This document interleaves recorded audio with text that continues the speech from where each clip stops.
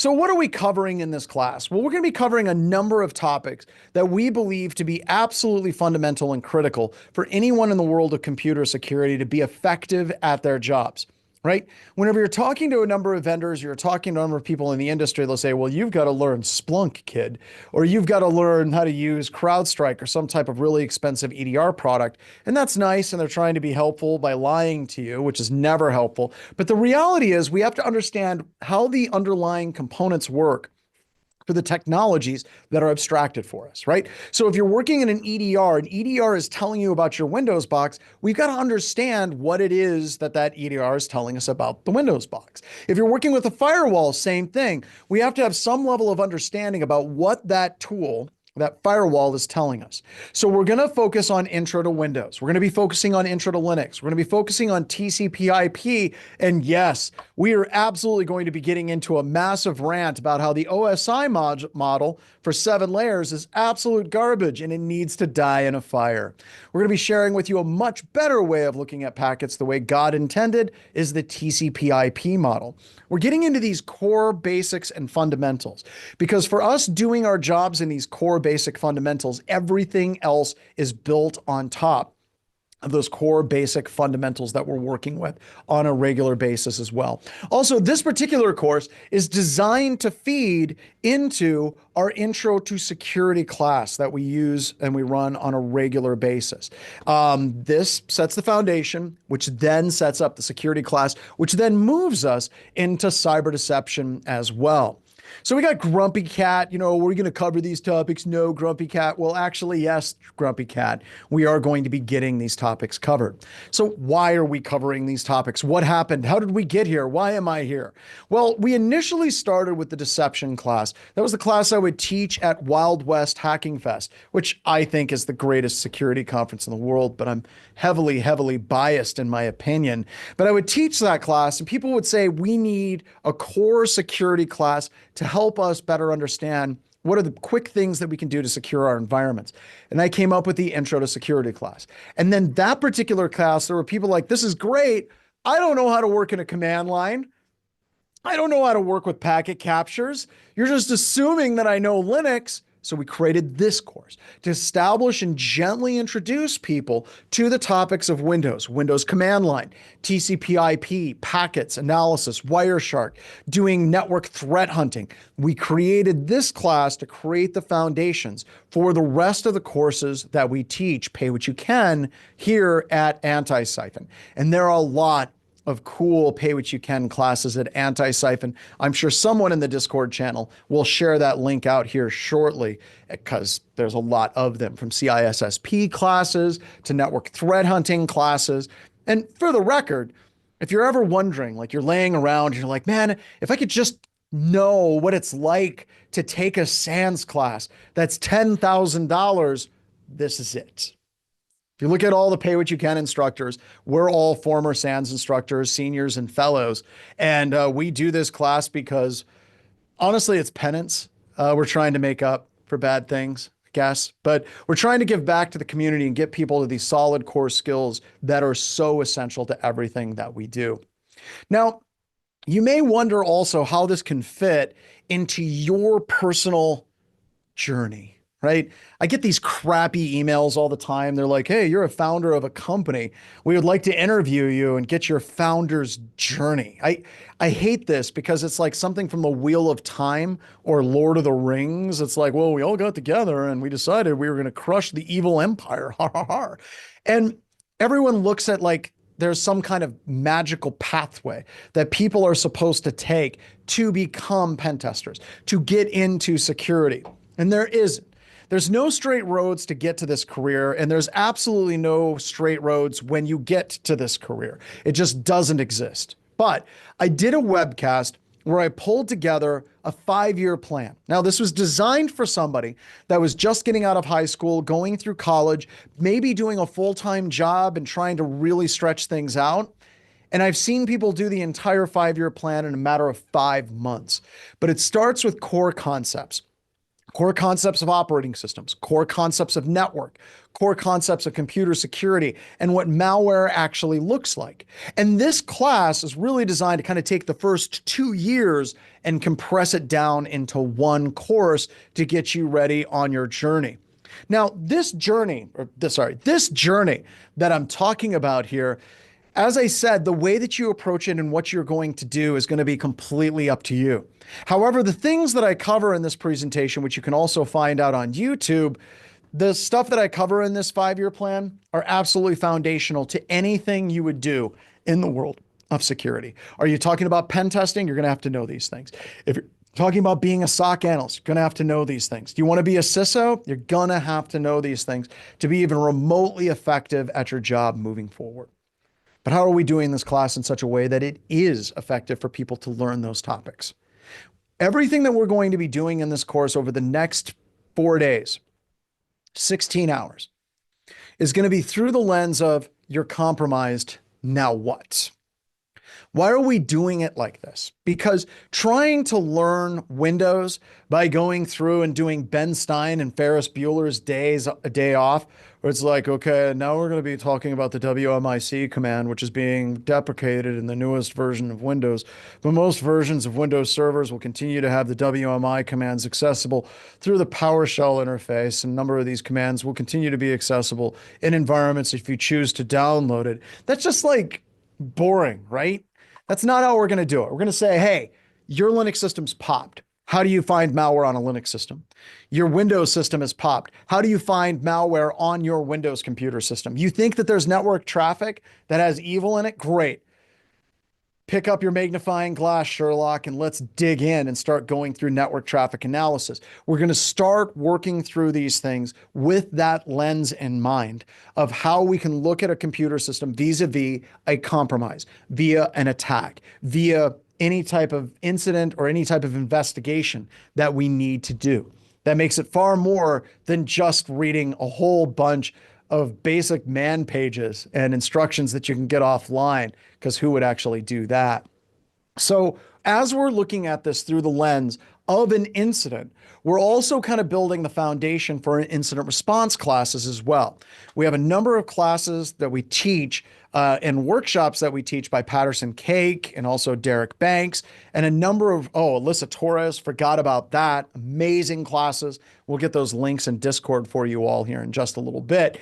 But when you're trying to do incident response, when you're trying to react to a hack, the first steps that you take, really tough, right?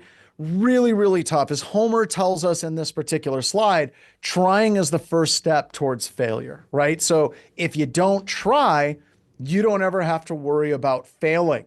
So good, I guess, right? I suppose. At any rate, mistakes and paralysis. Because we're so afraid of making a mistake, many people take no action. It's very similar to that fight, flight, or freeze. When people work in an incident, they tend to freeze if they don't know what they're doing. But it helps if we keep moving. We're like sharks, got to keep moving forward or we die. It also helps to have a plan, right? And of course, what's the best quote in history about plans? Think about it. Like, you got a lot of historical figures that have great quotes about plans. Some of my favorites: everyone has a plan until they get punched in the face, via Mike Tyson, right? Another great quote is, plans are useless, planning is indispensable. And that's the lens that we're going to be covering here. Because if you're looking at how people approach incident response and how they try to get you to think about incident response, they try to get you to look at it like this: a flow chart, right? An overly complicated flow chart. So a number of years ago, I was working at Northrop Grumman, and I was in a meeting. There was a whole bunch of people from IBM. They had this guy that was a PhD, and they were going over the flow chart of identity access management for a federated identity access solution. And he's talking about all this stuff, and it becomes very clear to me and a number of other people that he doesn't know what he's talking about, but he's got a PhD. And I know, actually, do you guys know, you can check if somebody's got a PhD? If you ever are curious, does somebody have their doctorate?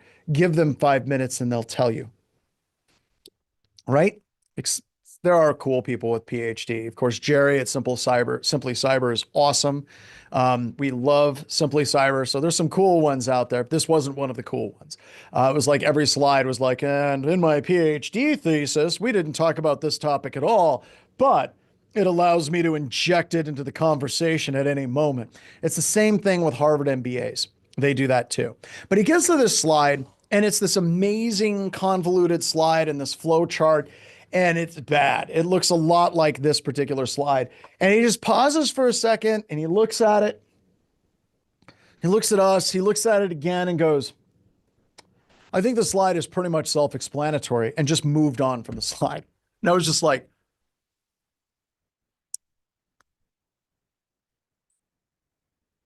that was brilliant. Like, he clearly got to something. He knew nothing of what he was talking about. And he just skipped over the entire slide like magic. It was beautiful. It was gorgeous. But here's the problem with this, though.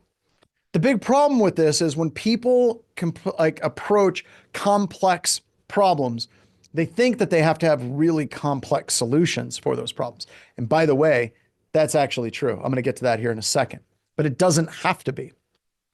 So also, when I went to work at Northrop Grumman, when I first got my clearance, I did a bunch of stuff in computer security, and they're like, John, you're going to work incident response on all of these different programs because you have a certification in incident response. And I'm like, yep, that's me, the guy who wants to be happily employed. So we go down this hallway, and they take me into this office, and they're like, we're going to introduce you to Bill. And I'm like, who's Bill? And they're like, Bill's the guy that's been working on our incident response process for the past year and a half. So you're going to be working with him. I'm like, fantastic. Bill and we're going to be BFFs. I know it. He knows it. Everyone else knows it. It's going to be great. And we go into this room, and they introduce me to Bill. And Bill is this guy that's like 120 years old. Like, walk in, right? And this dude is just like sitting at his desk, and he's like,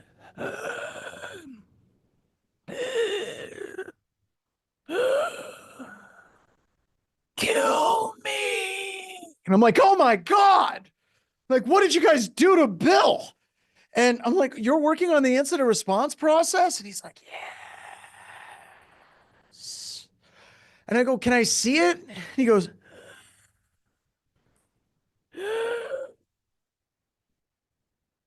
and he pulls this document. And this document's like 500 pages long. And he drops it on the table. It's like, and I look at this thing, and it's incident response procedures for every piece of malware that has reached the top 10 in the past year and a half, 2 years. It was like the manager kept coming in, and they're like, yeah, Bill, there's a SQL Spider A, B, 32, 6-C variant. Yeah, we're going to need you to write up some procedures on how to handle that in our environment. If you can get that knocked out before the weekend, that'd be great. Yeah. And that's the way they did IR. They had these really convoluted procedures. They were trying to write procedures for every single piece of malware, and it was an absolute nightmare. And I know from doing IR for years and years and years and years, because I'm turning into Bill, y'all. He's me. That's my future. I know that that's where I'm going. All of this has happened. All of this will happen again. So say we all, right? I know that that's where I'm headed. And if you ever got into an incident, there is no way that you would ever use that document. You know, you wouldn't open up the document and be like, okay, incident response manual, page 552, working against the Russians. Oops, it's not the Russians anymore. It's now uncategorized instead of Russians. Maybe we can pretend it's the Chinese. And okay, so here's how we deal with this specific piece of malware. We're going to work. No, that's not how that's going to work. And if you notice, my incident response playbook is a comic book, right? So I'm just using it as a prop, y'all. That's all I got. And you would never do that. So it makes your diagram and working through these things useless for actual incident response procedures and dealing with incident. Absolutely useless. Plans are useless. Planning is indispensable. This is what plans look like. Because as soon as you get punched in the face, your plan gets thrown out the window. So how do we deal with complexity? But deal with complexity in such a way that it becomes very simple and easy for us to work through it. The answer to that question is Legos, because everything is awesome. I love the Lego movie. The first Lego movie is one of my all-time favorite movies. I went in and I saw it with my kids. I laughed, I cried. I'm a poli-sci major and I'm like, holy crap, that movie is like crazy deep, right? Like there's so many layers in that movie. But if you remember, in the movie, the lead character, I think his name was Elliot, anytime he encountered a problem, he could solve the problem by building something out of Legos. And different Legos, different sizes, different things, you can go through and you can build anything you need to solve the problem that you encounter in Legoland. And that is what we are doing here in this course. What we're doing is we're creating Legos of functionality. And this is out of Backdoors and Breaches. So just give me a second. I'm going to get you all a link to backdoorsandbreaches.com.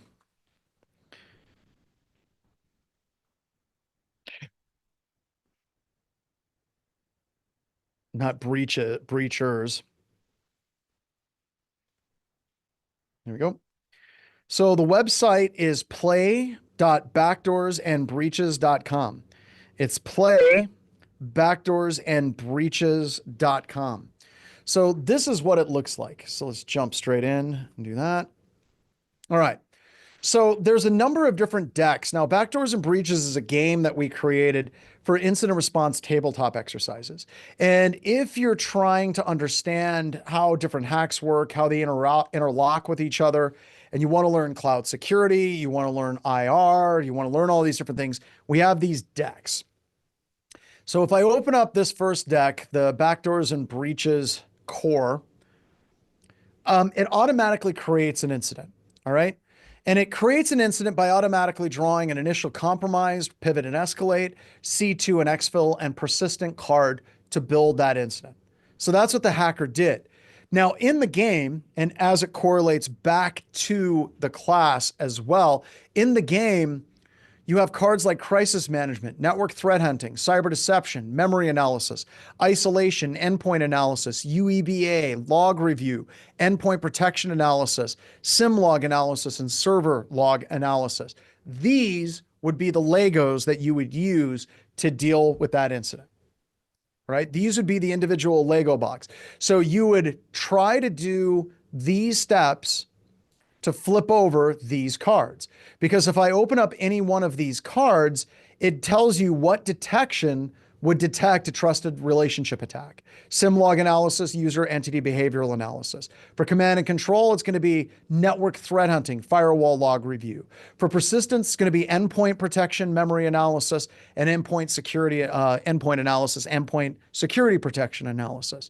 So it allows you to understand how hacks work and how those hacks relate to these Legos, these individual core functionality and skills that you should have to be able to deal with an incident.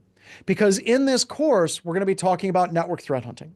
In this course, we're going to do memory analysis, we're going to do endpoint analysis, UEBA, firewall log review, server analysis, endpoint protection analysis.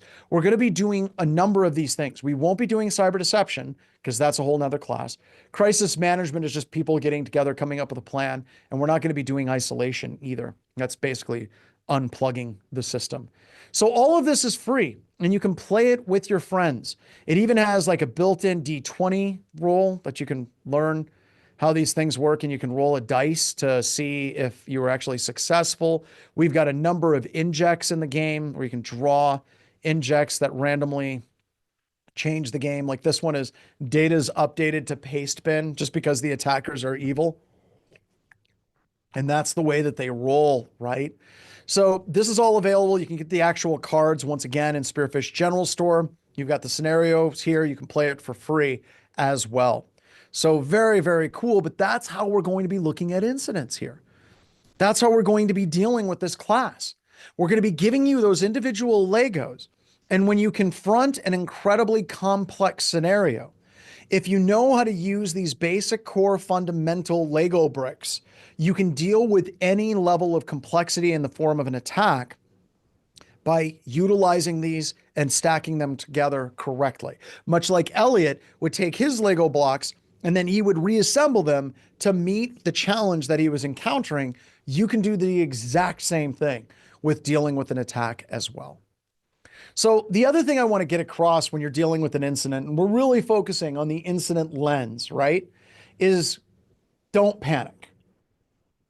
Don't panic. I know that we have a number of people here in this course that are former military or current military as well. And I want you, by the way, thanks for your service, all of you that are in the military or have been in the military. We greatly appreciate it. Now, when you're in the military, though, when you did weapons training, did they take you out on a sunshiny day with no wind? They had tea, maybe some crumpets.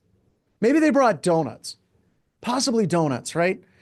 And then they took you out and they're like, okay, this is your weapon. You point this side there and you pull this little thingy here. We call it a trigger.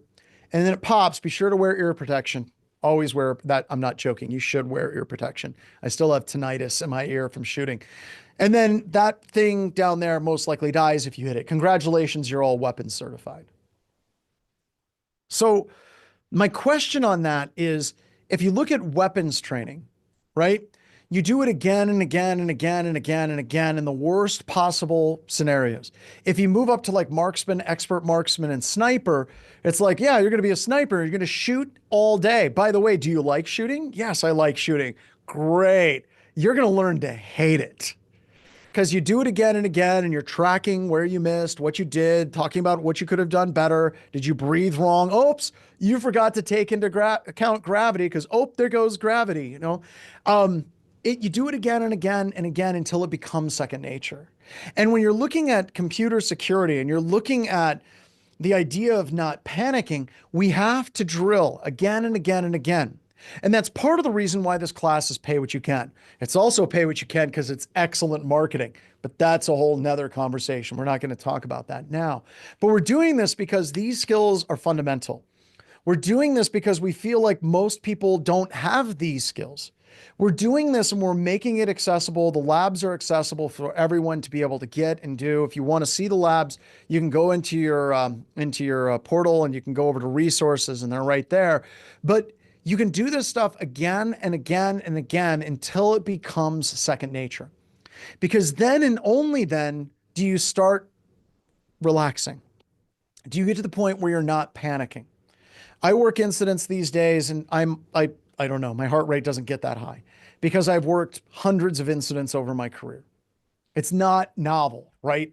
I know pretty much what hackers do. I know how they do it. I know the steps that we need to go through to be able to do these things appropriately. I don't get that worked up because I have lots and lots and lots of experience in that area. And that's something you all should be doing to get better and better and more comfortable in what you're doing as well.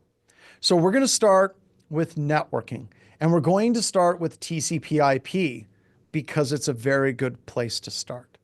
Notice we're not starting with the OSI model. And this is the part of the class where I get to just rip on the OSI model mercilessly. All right. So what are the layers of the OSI model? Think about it.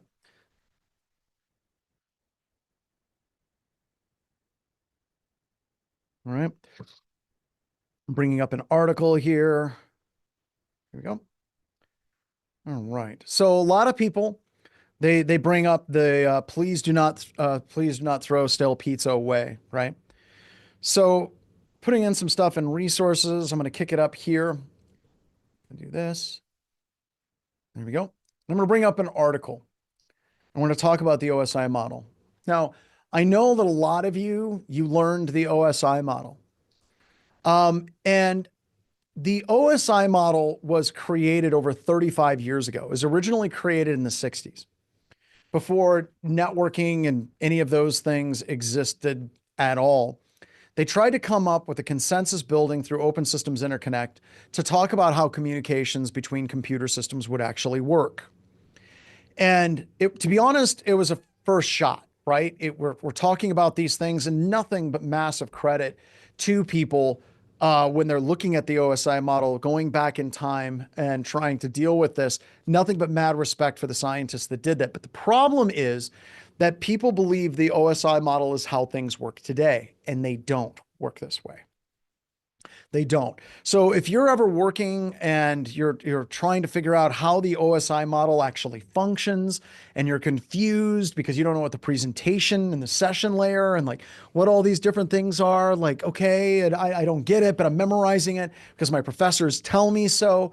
Don't be afraid, because it's been like that forever. It's been like that literally since the 60s. When they talked about computers and they talked about things, they kept referencing the OSI model. Now, if you look right here in the 90s, there was an alternative called TCP/IP and Internet Protocol.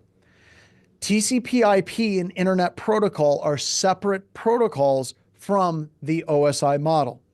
They are unique, distinct, and different. There is overlap in concepts, but they are different in what they do. All right. In fact, in the 80s, if I can find it, the United States government actually put forth a directive that said that all networks and all devices and all applications are supposed to use the OSI model, which was funny because nothing was using it. Everything was moving over to TCP/IP. So this is a great article that talks about it. And one of the big things that they discuss that is important is how these things map to each other. Okay. And we're going to be focusing on the model on the right. We're not going to be focusing at all on the model on the left because it's make-believe. It's where people throw ducks at balloons and nothing is as it seems. Because if you're looking at network access, that is your Ethernet layer and your physical layer. I can show you exactly where that data exists in Wireshark. For the network layer, we have the internet layer. I can show you exactly where that header information is in a packet.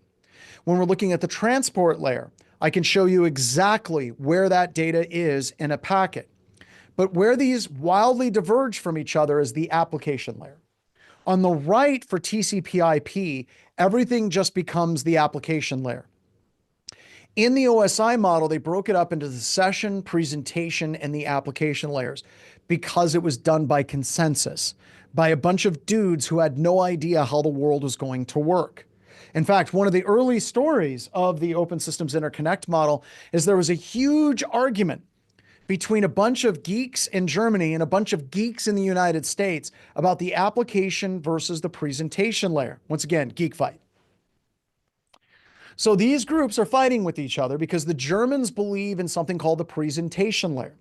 In the United States, they called it the application layer. They were talking about applications. They were talking about the exact same thing, but they had different names for them.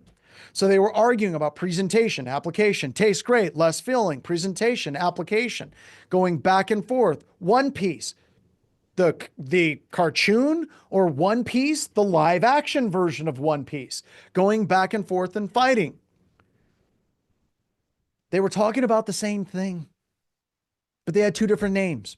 So the solution to this problem was they said, F it, we're going to have an application and a presentation layer. Once again, you cannot create a filter that says, show me the presentation layer in all the packets. Show me the session layer. Like, what is the offset in a TCP/IP packet where the session layer exists? It's not consistent. It doesn't exist.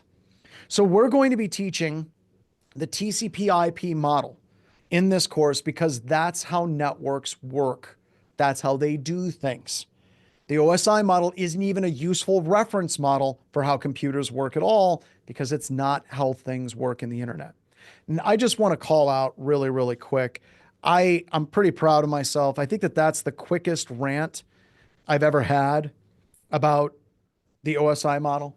And some people would ask, well, did it ever really work? Possibly. But on any modern computer system that at any level of networking, it was always the TCP/IP model. All right, I'm going to move on now. I feel good. I think I'm getting over it. I think I'm getting better.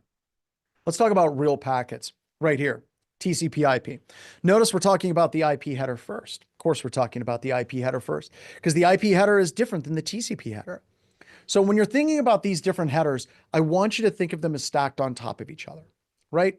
Another way to think of this, let's do this. I don't have any envelopes here, but let's say I send you a letter, right? Because, I'm going to send you a letter.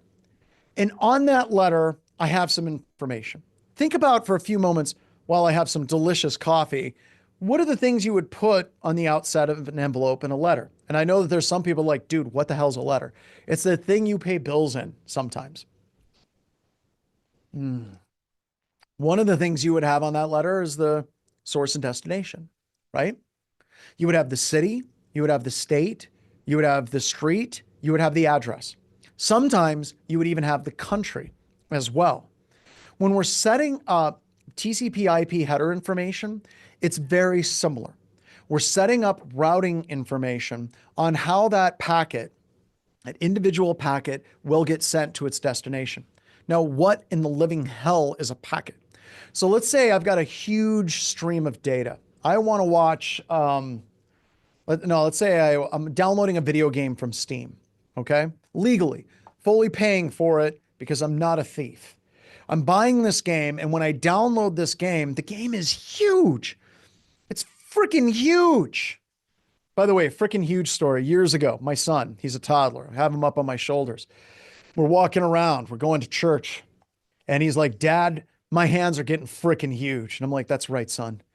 Your hands are getting freaking huge. And he's like, Dad, my feet are getting freaking huge. I'm like, that's right, buddy. You're getting huge. How big? So big. You're huge. We sit, go to church. We're leaving.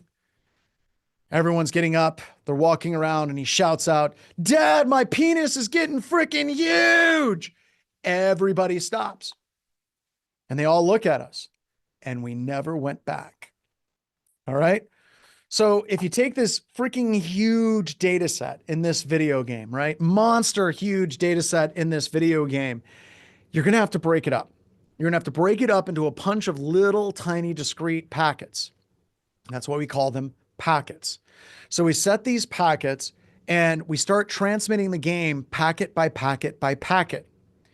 And in doing that, we're going to have the headers in every single packet. It's like taking the Encyclopedia Britannica, breaking it up and putting each section into a series of envelopes and then sending those envelopes off so someone gets all of those packets. So does that help people understand packets? Does that make sense? Just want to make sure we've taken something big, breaking it up to tiny little small things. Excellent. Very good. So this first one, we have the IP header. And the first thing it says is, what is the version? Almost all packets that you use today are using IPv4 or IPv6. All right. And that's just the version number. And IPv5 exists only in the minds of academics everywhere. We have the length. We have the type of service that's being transmitted. But then we have the total length. Okay. This is all stuff that's set automatically by your operating system. You don't have to worry about it at all. The next row that we have is identification.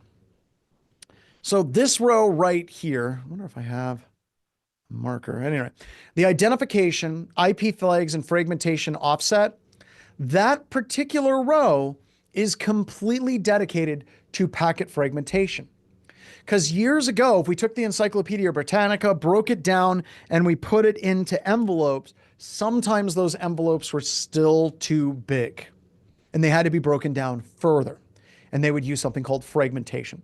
Now, this is going back a long, long, long time ago when routers were like really just ancient and they couldn't handle as much data as they can handle now. They had vacuum tubes and Tesla coils, stuff that's really cool that IT people like. And it would take that packet and it would break it down into yet smaller packets. But it would take each smaller packet from a big packet and give them the exact same IP ID. And then each packet that it broke down, it would give them an offset from 0. And that would basically tell you how to reassemble the packets, lining them up. So the first packet, say it would be offset would be 0. That would be the first packet. Then the next one would be 10. The next one would be 11. The next one would be 12, 13. It would basically lay it so those packets could reassemble each other or be reassembled by telling them the offset from 0 to reassemble them appropriately. These middle ones, we have the IP flags. Don't fragment means literally don't fragment. More fragment means there's still more fragments coming. But then we get to that little X. What is X? X gonna give it to you. Gonna give it to you. What's that X? Think about it. Or Google it. You know, that's good too. It's an awesome class, right? When the instructor's like, dude, just Google it. Right. So that X,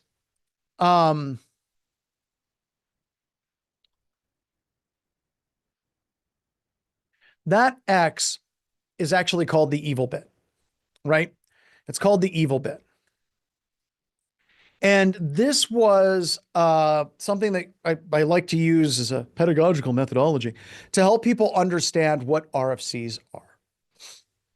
All right. On the internet, there's a whole bunch of technology. How do we actually make that technology work? How do you get Linux and Windows to communicate with each other with BSD and Solaris systems? How is it that Amazon works in your browser, Microsoft works in your browser, Google works in your browser? How does that happen?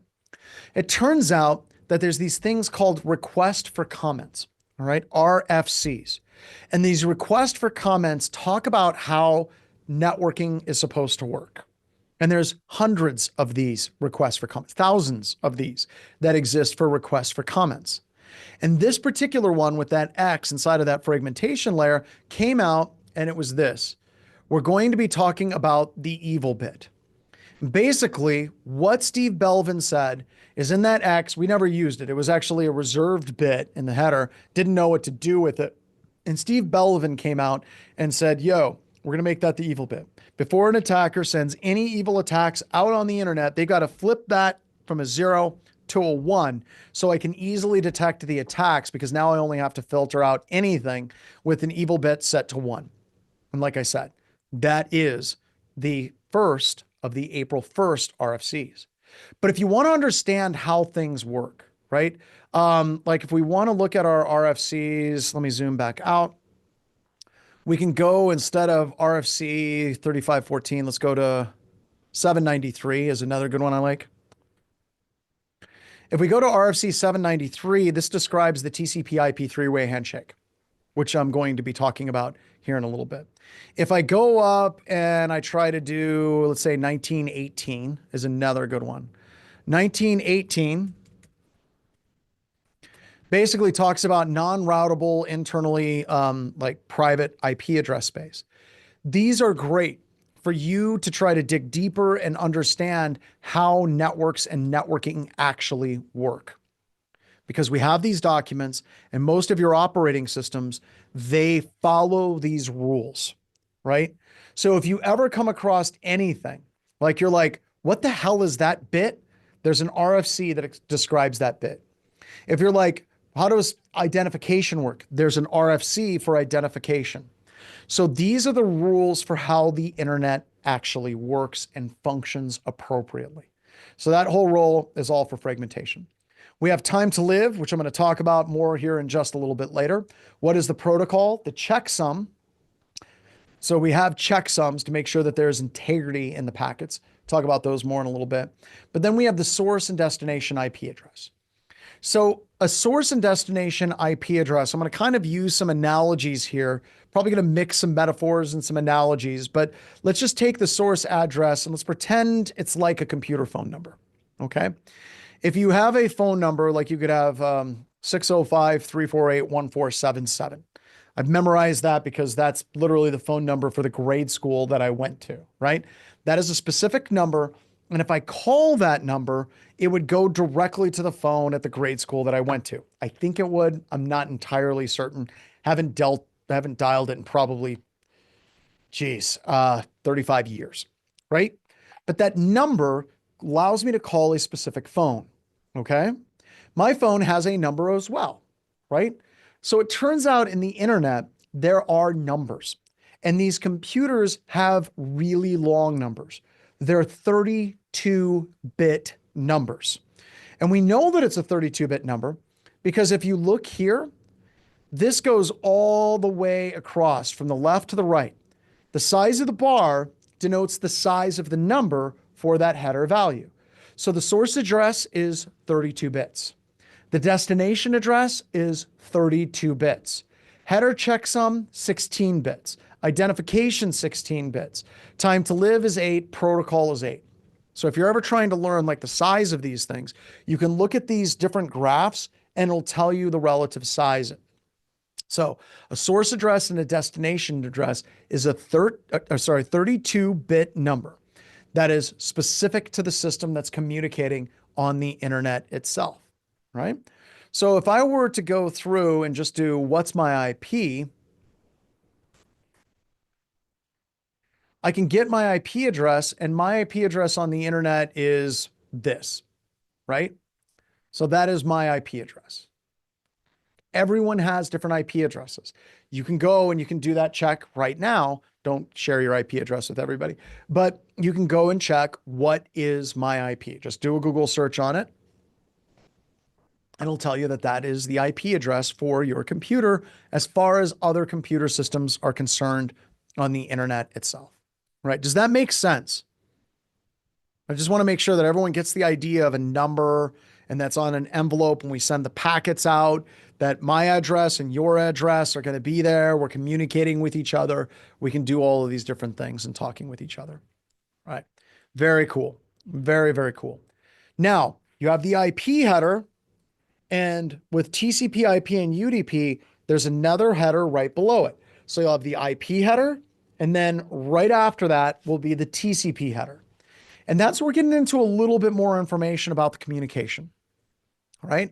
So we have source port and destination port.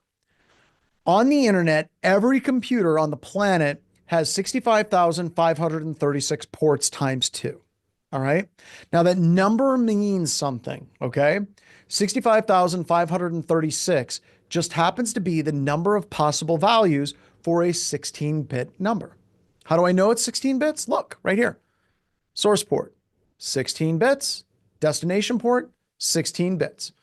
65,536 possible ports. Okay. Now, what is a port? How does a port work? Well, on your computer system, you have that number. It's your IP address of your number. But also on your computer system, you have all of these ports that can run different services. So let me use an analogy. If you look at a home, right, or a hotel, right? Let's just use a hotel. I want you to imagine that we have a hotel that has 65,536 rooms, all right? If I'm running a web server, generally that web server is going to reside in room 80, or it's going to reside in room 443. When you're communicating with a browser and you try to go to an IP address, it's going to default to try to go to room 80 or port 80, or it's going to try to default to go to port or room 443. All right. As I said, there's a lot of rooms in these hotels.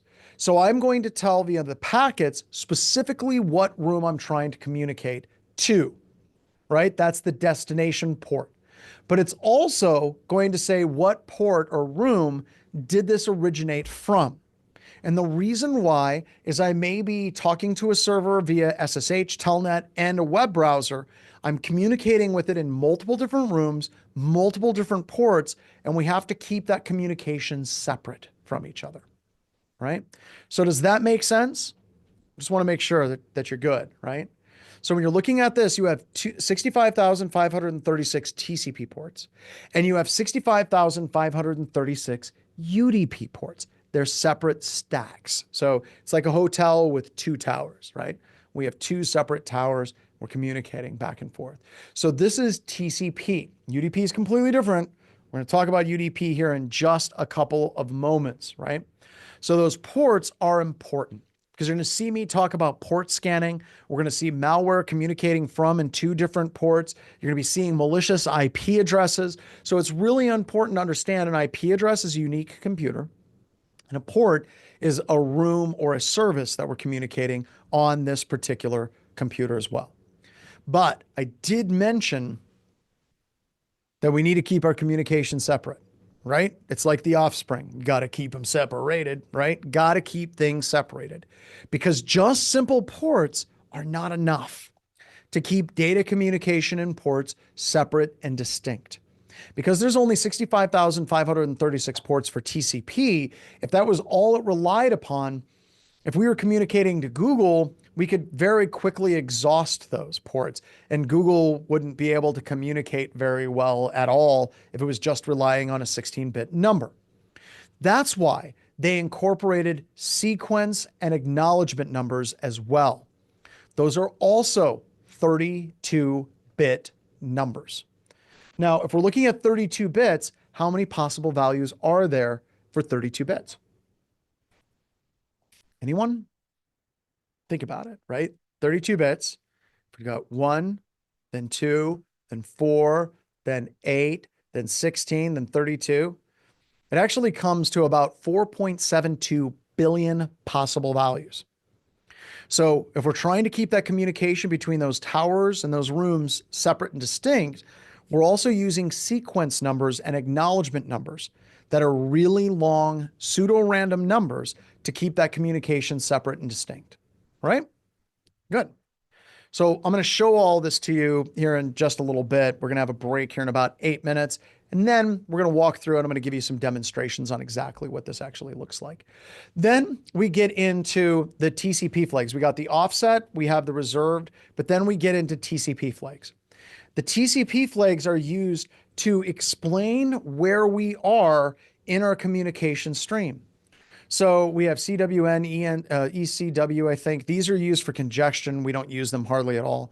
But then we have the urgent, the acknowledgement, the push, the reset, the SYN, and the FIN. All right. So when I'm trying to talk with you, I will start by sending a SYN packet. I'll send you a SYN packet. That means I'm starting an initialization sequence request. That means I want to talk to you.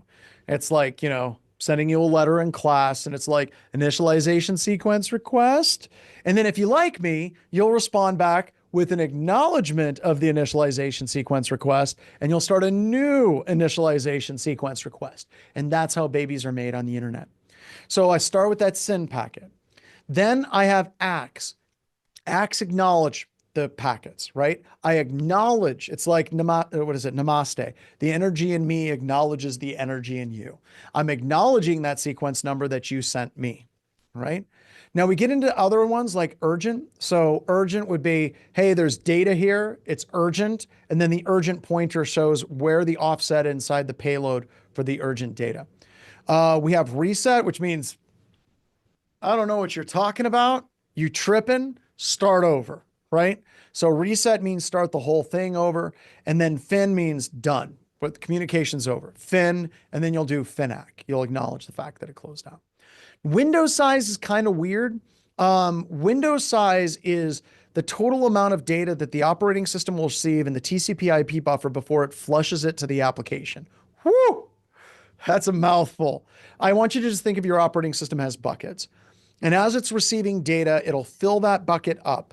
And once it gets to that certain sized bucket, it'll then dump that data into the application. Once again, we're keeping things segmented, keeping them separated.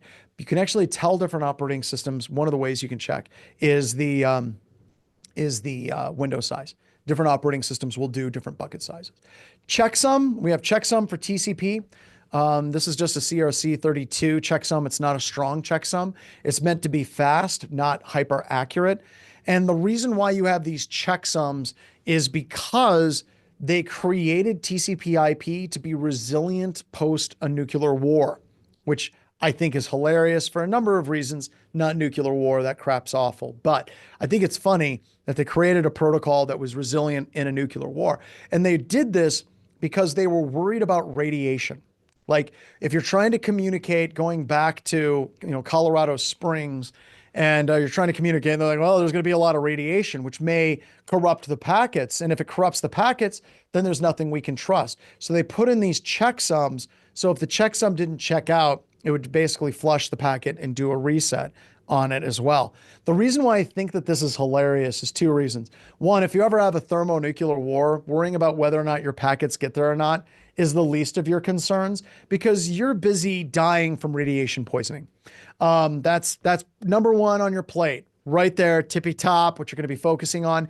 If you survive the radiation poisoning, you're going to be trying to find as many like bottle caps as you possibly can. I don't know. I'm just basing everything I know on post nuclear war survival off of Fallout because it's as close as I can get.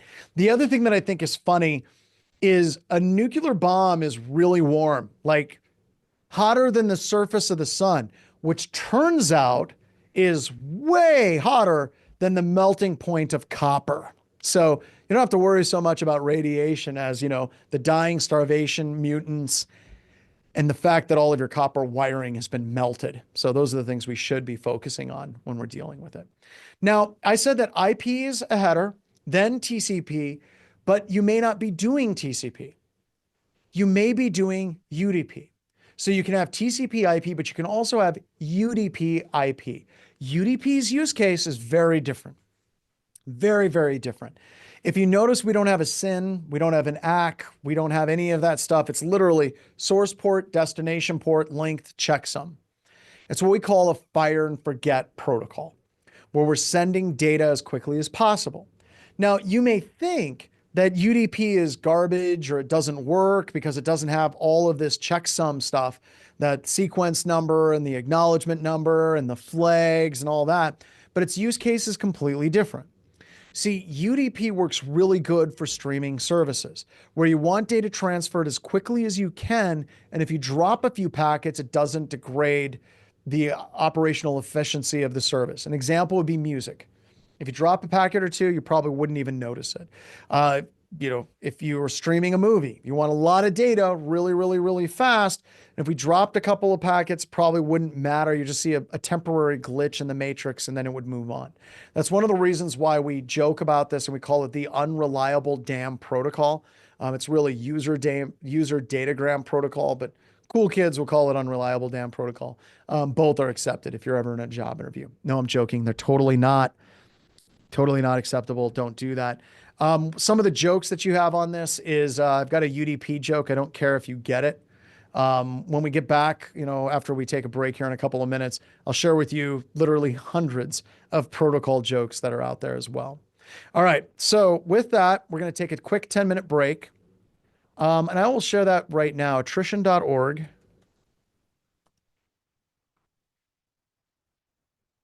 There's this wonderful website that was created by Jericho. Well, here's some. I think it moved. Let me go to Jericho's website. Someone took out an ad against that. Here we go. These are all protocol jokes. And really, if you want to learn protocols, there's a lot of protocol jokes about this. Some of them are just not funny. They're not funny at all. But when we get back, I'm going to share with you a couple of really funny protocol jokes because I think my jokes are very funny. So let's take 10 minutes. We'll be back and we'll talk about the TCP IP three-way handshake. We're going to talk about pigeons. We're going to talk about blenders. We'll talk about all kinds of things. So I'll see you in 10. So yeah, we got a bunch of protocol jokes out here because they're funny. So you got a bunch of them, like my favorite is I got a UDP joke and I don't care if you get it or not. That one's pretty good. Some of these just aren't funny, or maybe they were funny to the person that wrote them, but that just shows that they have no sense of humor. Well, at any rate, so we'll get through the slides a little bit more, and then I'll share with you some of my protocol jokes as we go through these sections. How's that? Right?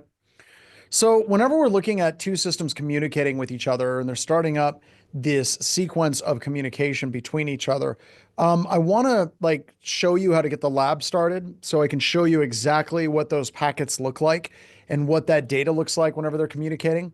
But to do that, I have to go over here to MetaCTF. Now, if you want to know how I got here, if you go into the resources channel in Discord, I have the lab environment.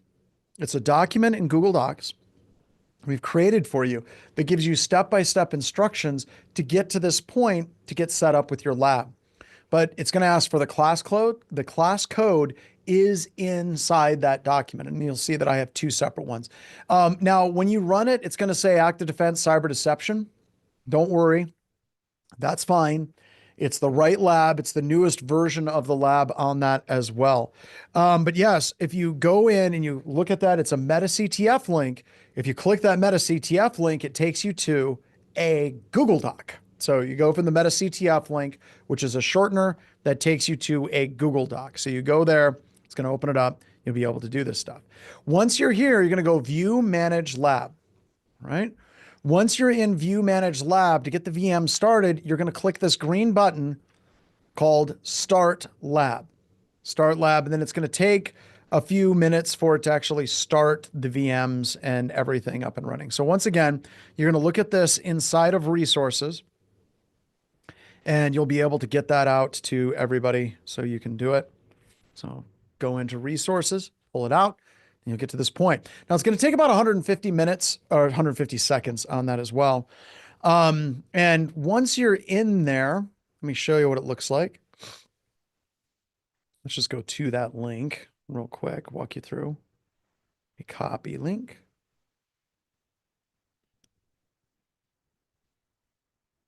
Right, I'll paste it up here in my browser. So I put in that MetaCTF link and then bam, it's going to, oh my God, I gave people the wrong link. That's why I screwed up on that. That's my bad. My bad. Sorry, hold on. I got the right link. Let me update it.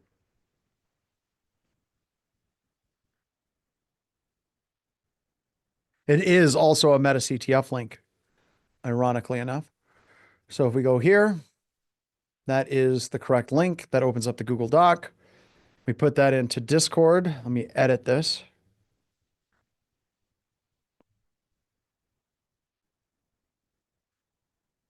There we go. It's been edited. Got it set up there. There you go. So now when you get in, it's going to tell you that you can go into Cloud Labs, and then you scroll down and it's going to give you this code. It's going to say, what is the code? And you got it's DECE4XWXK7 is the course code. And then it's going to automatically generate the VMs for you. So what that looks like once you're in there and you're ready to go, you would click that up. I've started up all the virtual machines already. And this one has another 37 seconds till it starts. Now in this course, we have two separate machines. You want to start them both by clicking that start all machines. Okay. You want to start them both. Don't start them individually. It's much better just to start them all.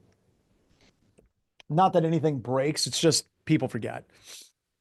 Sometimes people forget. And then when it's running, you're actually never going to directly access your Kali VM from here. You're going to access it through your Windows VM for like everything we do in this lab and the classes. The other thing is you really, really, really want it to destroy your labs or pause your labs every single time you're done with the lab, because you're burning credits while the labs are running. So some people ask questions like, where's the code? Where's the code? The code's in the instructions. If you follow the instructions, it says enter the code in the class code.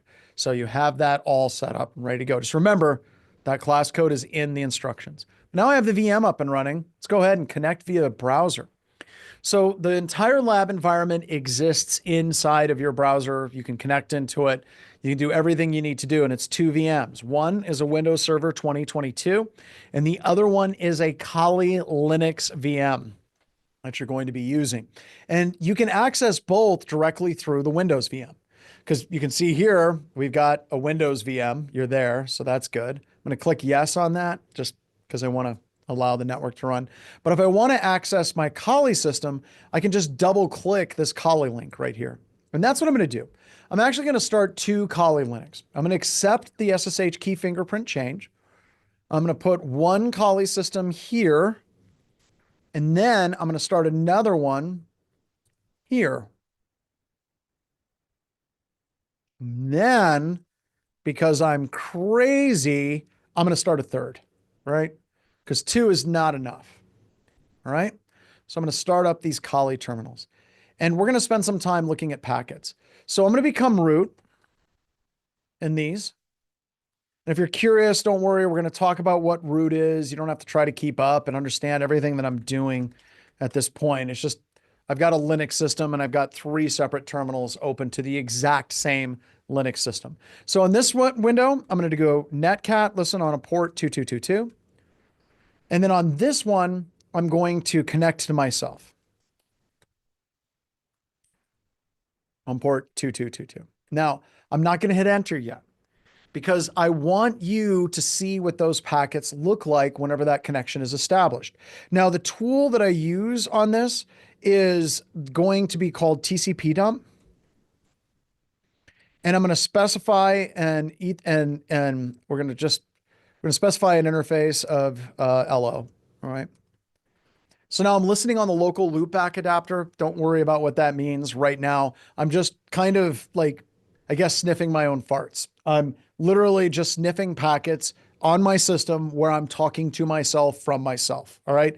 I'm not sniffing any of these packets, what's going to the internet. I'm just looking at the packets where my system's talking to itself. So now I'm going to make that connection where I'm going to make a connection from myself to myself, and we're going to sniff the packets of me connecting to myself from myself. So I make that connection and bam, I now have it connected and you can see the packets here. And I'm going to zoom in and show you what these packets look like. All right. So right here, you can see that we have a date timestamp. Okay. That's literally what it is. It's just a date timestamp. It's an IP packet right here. And then it's connecting from localhost, and there's the source port. So we're looking at that data that's in the IP header. And it says localhost from the source port 45930. That is a room on myself, on my own system. It is communicating to myself again, but it's communicating on port 2222. That arrow is directionality. It's saying I'm opening up communication. The packets are moving from my computer on that port to my computer on this port. If you remember the TCP IP flags, this is a SYN flag. Offset 13, value of 2. All right, so we've got a SYN flag that we are sending. Now we have a sequence number. That is a 32-bit number that is specifically designed to kind of keep this communication separate and distinct from other packets. All right. So we've got that right there. We've got that sequence number that we have there. Let me zoom out a little bit. And then we have that system responded back from port 2222 right here, and it communicated back to the same port. So look at this, 45930, 45930. Because once again, it's crossing. You're going to see these flip.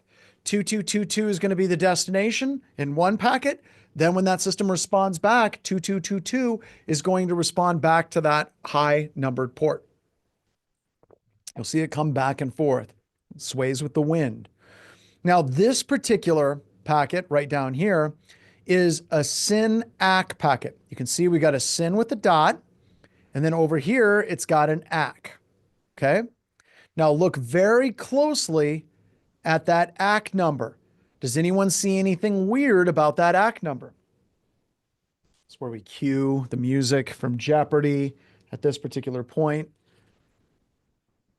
If you look at it, you can see it's one more than the sequence number that was sent. It's one more than the sequence number that was sent. So that first packet, we've got localhost originating data from 45930, and it's communicating to localhost on port 2222. It's a SYN packet, and the sequence number is 1837403524. That is a pseudo-random number. And then the next packet is an acknowledgement packet. And it says, I acknowledge 183740352. It's incrementing it by 1. It's incrementing it by 1. Java update. Not today, Satan. All right. But it also starts a brand new sequence number that's completely separate because it's starting up a new sequence of communication. And like I said, all this stuff, if it's like, geez, this doesn't make any sense, it's okay. You got to start with some of these concepts, got to start somewhere. What better time than now? What better place than here? Because all hell cannot stop us now. All right. So just get started and come back. You can rewatch these videos. You can do these labs. You can do the same thing I'm doing. You're going to get it. Right. But it all takes time and it takes interaction because it is something that's different. All right. So what did we just talk about there? What is that? That is called the three-way handshake. Those sequence numbers and those acknowledgement numbers. right? So you have a SYN packet. A SYN packet is an initialization sequence request. It gives us a really long 32-bit number that is random. That other system responds back with the SYN ACK, where it acknowledges that first sequence number by incrementing it by 1, and it starts a brand new one. And then from that point on, they communicate through a series of ACKs where they're just acknowledging the packets that have been sent and have been received. All right. So you got SYN, SYN ACK, and then ACK. And also, the acknowledgement number doesn't always increase by 1. It also increases after that initial setup by the number of bytes received. So if I received 100 bytes, it's going to increment the acknowledgement number by 100. So that's a quick way for them to tell that the data that was received is good. So we've got SYN, we've got SYNAC, and then we've got ACK. ACK, ACK, ACK, ACK, ACK, ACK, ACK, ACK, ACK. And I am convinced, deep down in my heart, that the movie Mars Attacks is an in-depth introspection of the TCP IP three-way handshake. My belief is that Tim Burton, whenever he was creating that movie, he cut out a scene where a baby Martian is born, looks up at its mama and says, SYN. Mama says, SYNAC. Then he communicates for the rest of his life and acts for the rest of his days until he dies, at which point he would say, Finn. And that would be the end. But you never saw that in the movie. You never saw that in the movie because their heads exploded due to country music. All right, so that is SYNs and ACKs and how they communicate. Now, if we're looking at this and we're trying to be like, oh God, what are the ports? What are the ports I got to know? There's 65,536 different ports that are out there, and that's too many for me to know. I got to get flashcards, and I got to get the Anki app, and I've got to learn this. No, take a deep breath. Take a deep breath. Just release the muscles and the sphincter, not too much. Not too much, just a little bit. And understand that really, if you kind of understand like the top ports that are out there, you're going to be okay, right? So these are the top ports as far as Nmap is concerned, whenever Nmap's running and what it sees. And Nmap is like the default port scanner that everyone uses on the internet. You have port 80, HTTP. You have 23 is Telnet, 22 is SSH, HTTPS is encrypted Telnet server. And then, or HTTPS is encrypted HTTP traffic, sorry. And then you have 3389 as a terminal server. That's remote desktop on Windows systems. You all are using Guacamole. Believe it or not, right here in this browser, Guacamole is terminal services over HTTP. So you're literally accessing your Windows systems on 338. Let me show you real quick.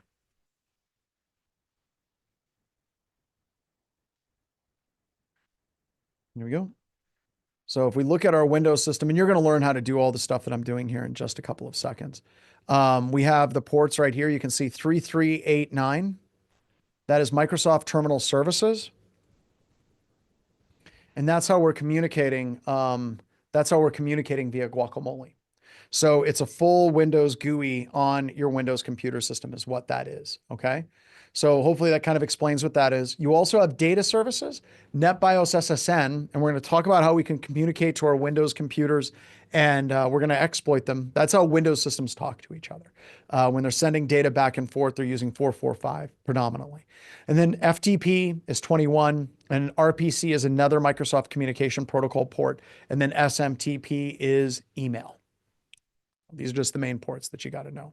Now, Shodan has a different view of the internet, though. While these ports include the ports that usually are just on an internal network, Shodan is looking at what ports are accessible from the open internet. And these are the ports that Shodan looks at. These are different. These are the types of ports you would see on the open internet.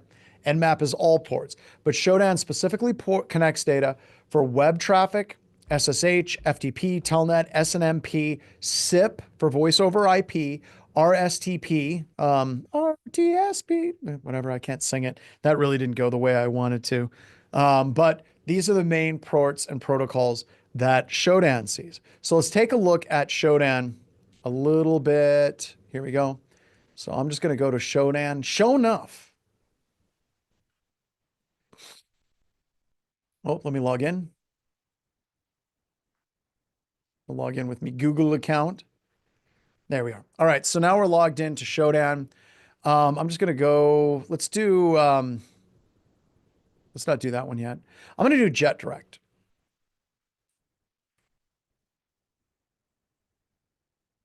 All right. What is Jet Direct? What is Jet Direct? It's printers, right? Jet Direct is printers. And if you go over here, Shodan will tell you which countries have the most Jet Direct printers. And you can see this is one of those things where the United States is falling behind the Republic of Korea. That's kind of sad. We're still beating Portugal, Mexico, and Czech. That's good. And the ports that we see predominantly are 515 for Jet Direct ports. So these are printers that are connected directly to the internet. I can also do things like Chuck Norris, because there's some servers out there that reference Chuck Norris, some Nginx servers that are out there. So we got 20 Chuck Norris servers. This one says Chuck Norris fears nothing that is not Emily, because apparently Chuck Norris is afraid of Emily, right? So that's another one. I can do MongoDB. So these are all different services that reside on different ports. So there's 68,565 Mongo databases that are on the interwebs, right? So I can communicate directly to those databases. Okay. I can try to find SCADA systems as well. Just do a search for SCADA. That. And we're going to find a bunch of SCADA systems, 1,869 SCADA systems, supervisory control and data acquisition systems. But I can also do some additional fun things with Shodan where I can do searches for things like images. So I can do like port 5900, which is VNC, which is like guacamole, which is light. That's weird. That's, oh, port.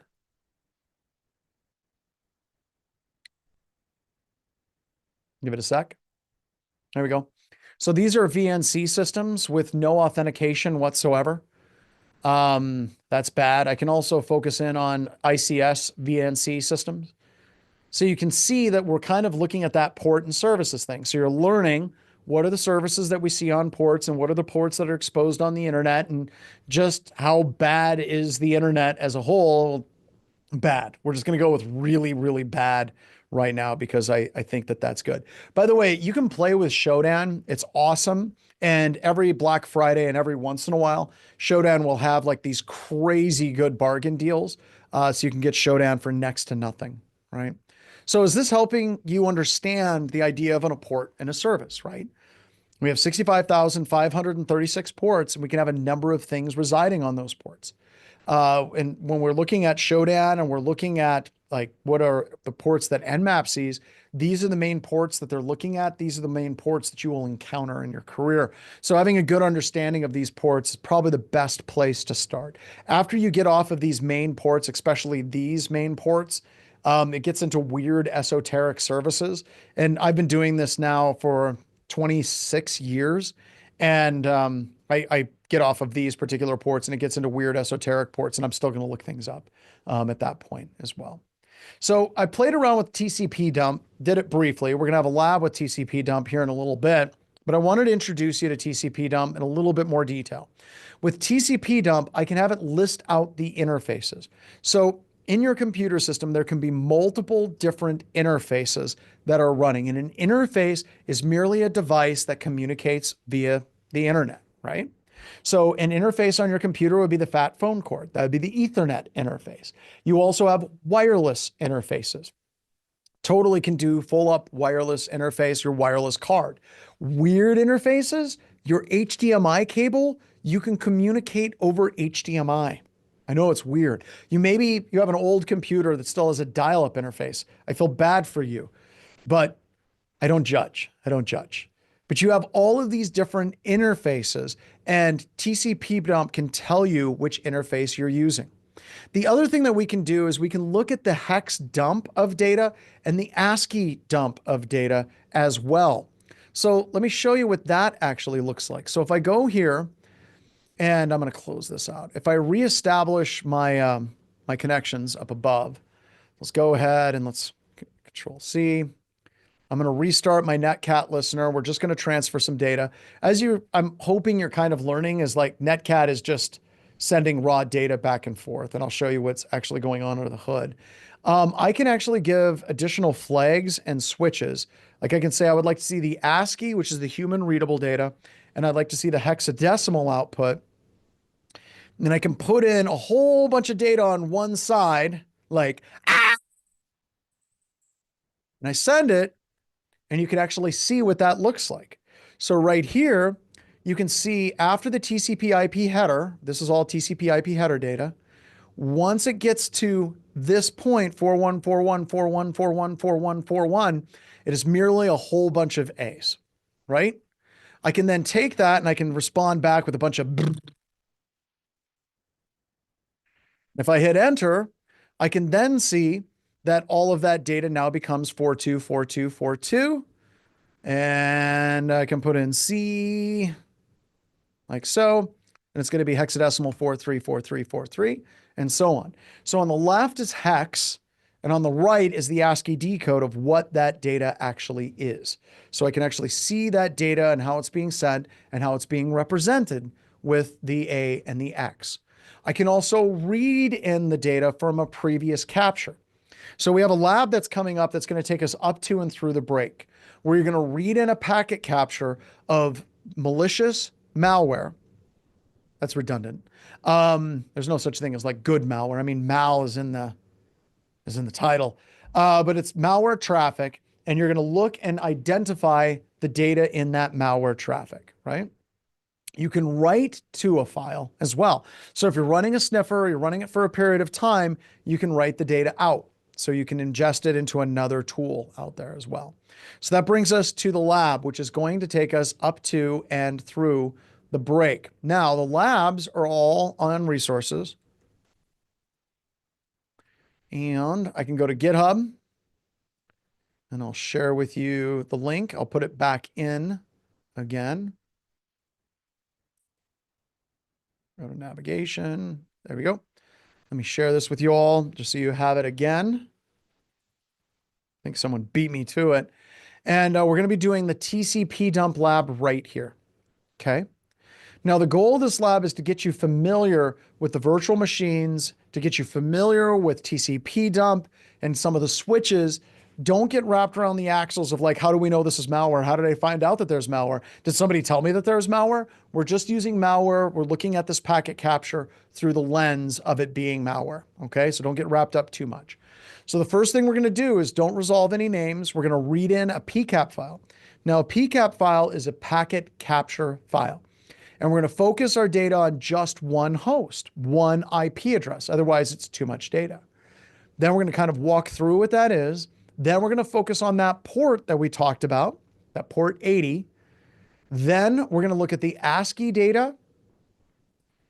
Then we're going to see eventually that there's some PowerShell.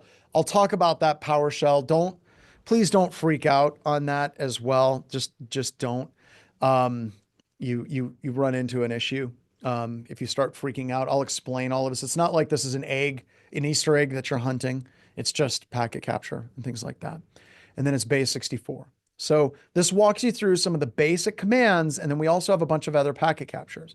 So this is the lab we're going to take. Now, some people are trying to redeem the code from MetaCTF. If you've ever redeemed the code before, it will not allow you to redeem the code again. Okay. So you can only redeem that code once. Otherwise, I would end up paying for you doing this again and again and again. And then somebody could set up a server farm. They could start doing Bitcoin mining, and I would have to pay for all of it. So I pay for 16 hours of your time for everybody in this class. And I have other supporters that help us offset those costs. So if you get into a situation where you have no credits left, then you can go up here, go to billing and credits, and you can buy more credits so you can keep going in the labs. So you can buy 10 credits for $5, 25 for 10, 75 for $25. So that'll help you get there. I just want to make sure that you're able to get in and at least get started in the labs. If you can't afford it, one of the ways you can cheat, start up another email address, register MetaCTF to a separate email address and go. But that's all going to be in 16-hour block chunks.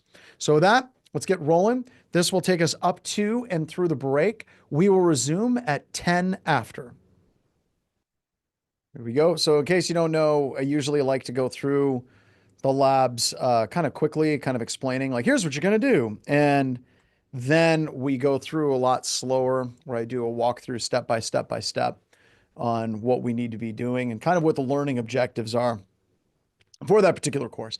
So I've already got my Kali VM up and running. I'm running as root. So now I'm going to CD into the opt TCP dump directory. I'm going to go right click copy, and then I'm just going to right click to paste inside. That works good. Now I'm in the right directory. And we're going to read in this packet capture file, and I'm going to explain kind of what the flags are. I know that we do it in the lab, but it kind of helps people if someone explains it as well. And we will kind of run through it. So the first thing is we have the -n. That means don't resolve any names. That means R is read in a file. And by the way, we're not trying to resolve any names, because if you don't do that, TCP dump will look at all of the IP addresses that are communicating. It'll try to do a lookup of those IP addresses. And that takes a lot of overhead, and I just don't care. I want to get just the straight IP addresses. Now the R means read in this file, magnitude 1 hour PCAP. Now TCP dump has these filters, and that's kind of one of the goals of this lab, is to get people familiar with the concepts of filters and how they actually work. And we're starting out with the filter of host. So with host, we can put in that IP address that is of interest to us. Now, don't get too wrapped around the axles about the host. How do we know the host? What's the malware? What did we get there? What is there an alert? It's basically, I can create a filter based on IP address. And that is exactly what we are doing. We are creating a basic filter by an IP address. Now, in the real world, if you were working an incident, you would get an alert. They would say this particular system has been doing some really bad shenanigans, or we see weird traffic, or it's trying to go to bad places on the internet like Facebook or X or wherever. And it's trying to go to that. And we could create that filter for just that IP address. Because if you don't do that, you're literally going to look at all the traffic for every single system. So this allows you to kind of pare that data back down. And because we're stacking our filters, we're doing host and a port number 80. So I only want to see all the traffic that either the source or the destination is 192.168.99.52, and the traffic is to port 80. Now with this, I'm doing a filter. I'm saying ASCII and hex. You can actually do on some versions of TCP dump just the X, which will do ASCII and hex, but both filter syntax work for this. And that also is kind of a good indicator that I'm old. I know Brian will disagree with me on that, but you used to need both of those to make it work, but just a straight capital X works just fine. I'm going to do another little step. I'm going to pipe it through less. And what piping that through less, where I did that little line, that blue line that's right above your enter key, that's a pipe. And I'm going to set that pipe, and then I'm going to run it through less, which allows me to page 8 the output. So it's a little bit easier for me to read and kind of talk about what we're seeing. All right. So now we're able to see all of that ASCII data and that hexadecimal data. And you can see right off the bat, we're seeing some interesting stuff. We got get themes index. We got this long string of gibberish here, more gibberish index.php. And I can see that data going back and forth. Now, one of the things that we start looking into, and I mentioned this, is this memory stream from base 64. And that is kind of an important thing. That's actually some base 64 encoded data that is PowerShell. So how would I know that that's PowerShell? How would you know that that's PowerShell? How would any human being ever in their entire career be expected to know that that is PowerShell? Well, if we don't know, let's go ask the Oracle. So I got memory stream. So if I go object.io.memory stream, and I do that, it's going to come up, and I misspelled it.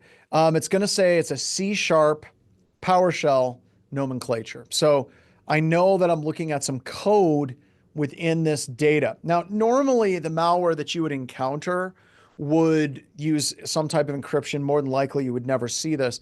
But still, you might see it in log files on the system. So a little bit of research and development as far as what that particular bit of data is actually doing is really helpful.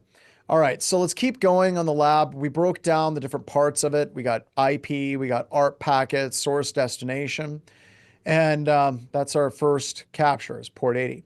Next, I'm going to look at just the ASCII decode, which we already did, but it's going to clean up the hex on that because I can't read hex. I'm going to talk about hex here in a couple of seconds. Oops. Stop. There we go. Let's rerun that. There we go. Pipe that through less. There we go. Like so. Now I'm just seeing the straight ASCII. And that actually makes it, believe it or not, in this scenario, a little bit easier to read. Now, that doesn't mean that this is always better or always worse. You kind of go through different filters to look at the data in different ways. But like right here, I can see that I got to refer that it's going to Bank of Botswana and it's connecting into wilfredcostume.baymoon.com. So like right off the bat, we have some weird stuff going on there. So once again, there we go. There we have new object, IO memory stream. And I can just take that, copy that, and paste it in here. There we go. And there's our memory class stream. It's a commandlet in PowerShell. An idea of how it's used. So we're just learning more about what that is. And this is just basic research. One of the things I'll be talking about a little bit later is the concept of ping port parse. And when you're troubleshooting anything in IT, if you can do ping port parse, you're going to be fine. Ping, can I ping that system? Port, is the port open and accessible?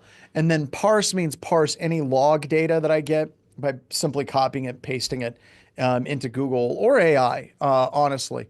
AI is very useful for a lot of this stuff too. In fact, we can try that real quick. Let's go back up. Kill it, restart it. Okay. Some fun things we can try. Let me go to one of those. Here we go. Let's just take this whole string right here. Let's just throw it into AI. I'm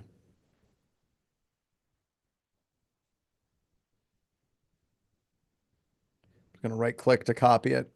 And then I'm going to go, oh, I was already there. Let's go to ChatGPT.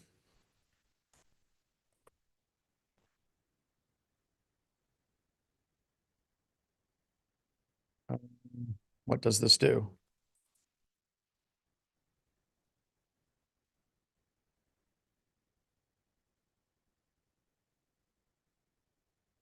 See what it says. PowerShell command is running base64 decode gzip compress library. Here's a breakdown of what it's actually doing. This may be suspicious. It's common used in malware and penetration testing. What is it actually doing? And then it's starting to break it back down. Should I run it? No, do not run it. Would you like to decode or analyze this? Please decode. Yes, please. And then it's going to try to decode it. It's actually doing a pretty good job. Oh. It doesn't have everything. All right. Does anybody know why we wouldn't have everything? Because if we go back over here, let's think about it. You can see that we didn't have absolutely everything. It was improperly truncated. And there's a number of reasons for that. Too large for one packet, maybe one thing. There's a bunch of data in here that is not base64. Plus is not base64. Forward slashes are not base64. So you have a lot of what we call garbage characters in here that are not actual base64 encoded data sets. So you're running into a situation, same thing that an IDS or an IPS would run into, is it'd have trouble decoding it to get it to parse out. And honestly, it doesn't make that much of a difference. You know, seriously, if you're researching this as a SOC analyst, if you were at BHIS and you got to something like this, I would basically go, look, this is clearly bad.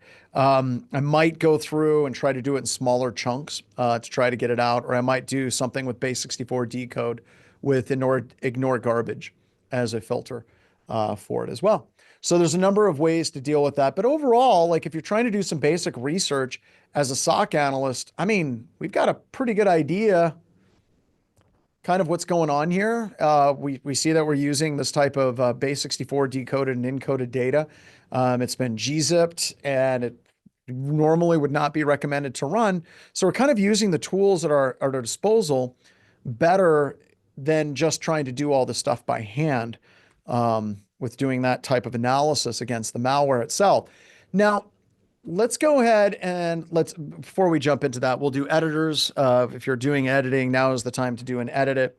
So let's go ahead and let's answer some questions with that lab because now I'm talking to you guys directly.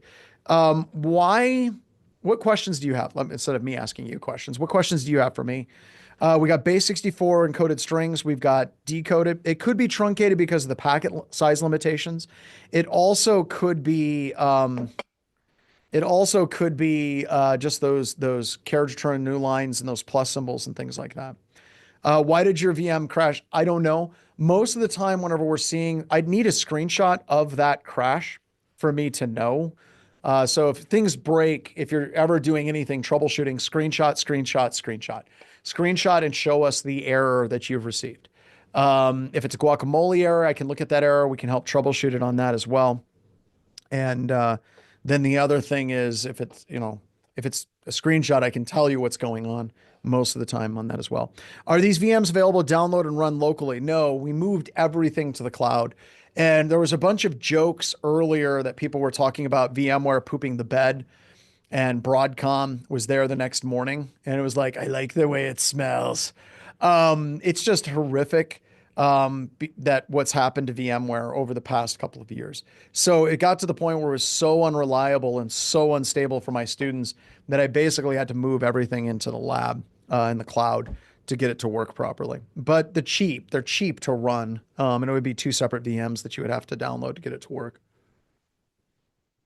This also makes the class a lot more accessible to more students on that as well. What other questions do you have about this? Does this lab kind of starting to make sense? People kind of going through that. Control C doesn't work. One of the reasons why is you're kind of doing this inside of a VM, and Control C is interpreted in a number of different ways depending on your browser. So instead of using Control C, you highlight the string and do right click copy. And then once you're inside, you just do right click to paste.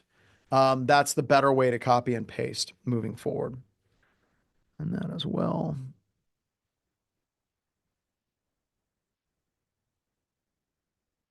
So, all right. What other questions do you all have?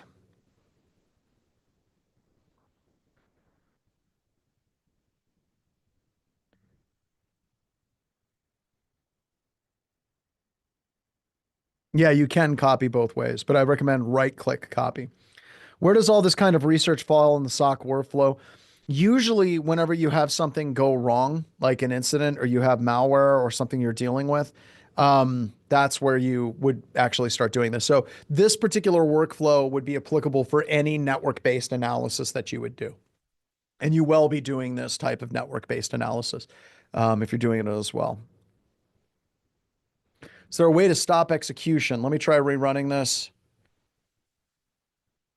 A lot of times just really excited and it just doesn't like let you finish. So instead of like dealing with it that way, I recommend piping it through less like I did. And then you can hit Q and it'll quit out that way as well.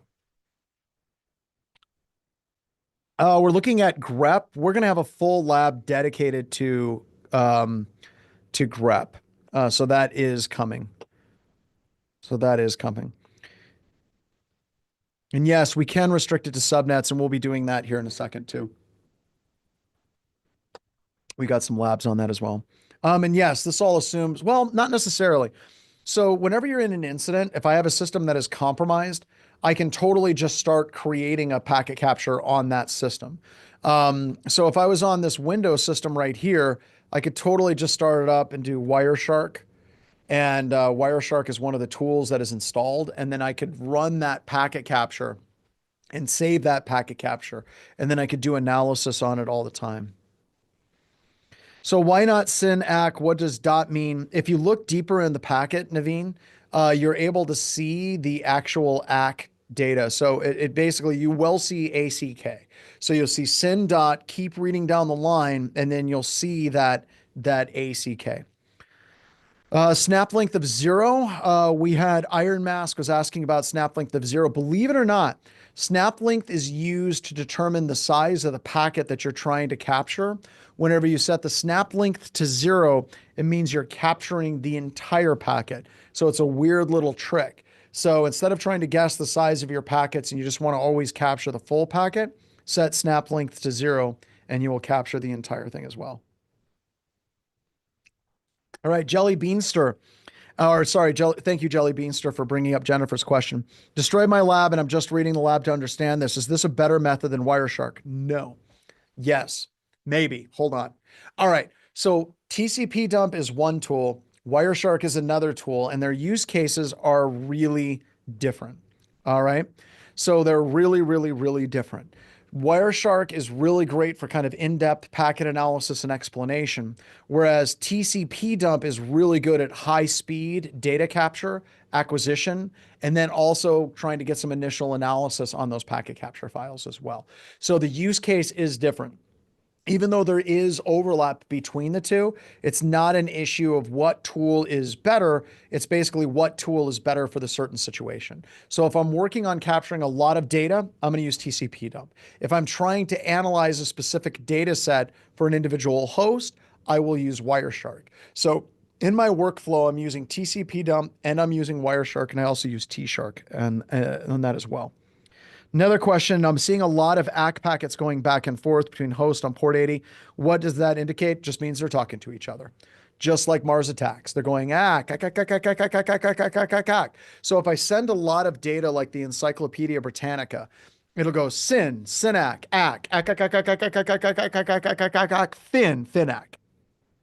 So there's no sins in between because we've started up that large data transfer between the two systems, and it'll just do ACKs, increasing the acknowledgement number by the number of bytes received for each packet. So there you go. All right. So trying to catch up with questions. Just want to make sure I'm answering your questions. So we have a couple of more questions coming in because I'm going through this because the next thing that we're going to be doing is Wireshark.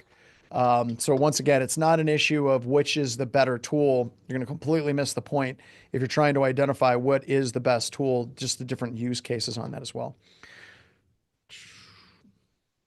Yeah, and we got a really good thing. Also, if you want to go further analysis, not in Wireshark, TCP dump will let you script yourself little shell scripts to pull out interesting data.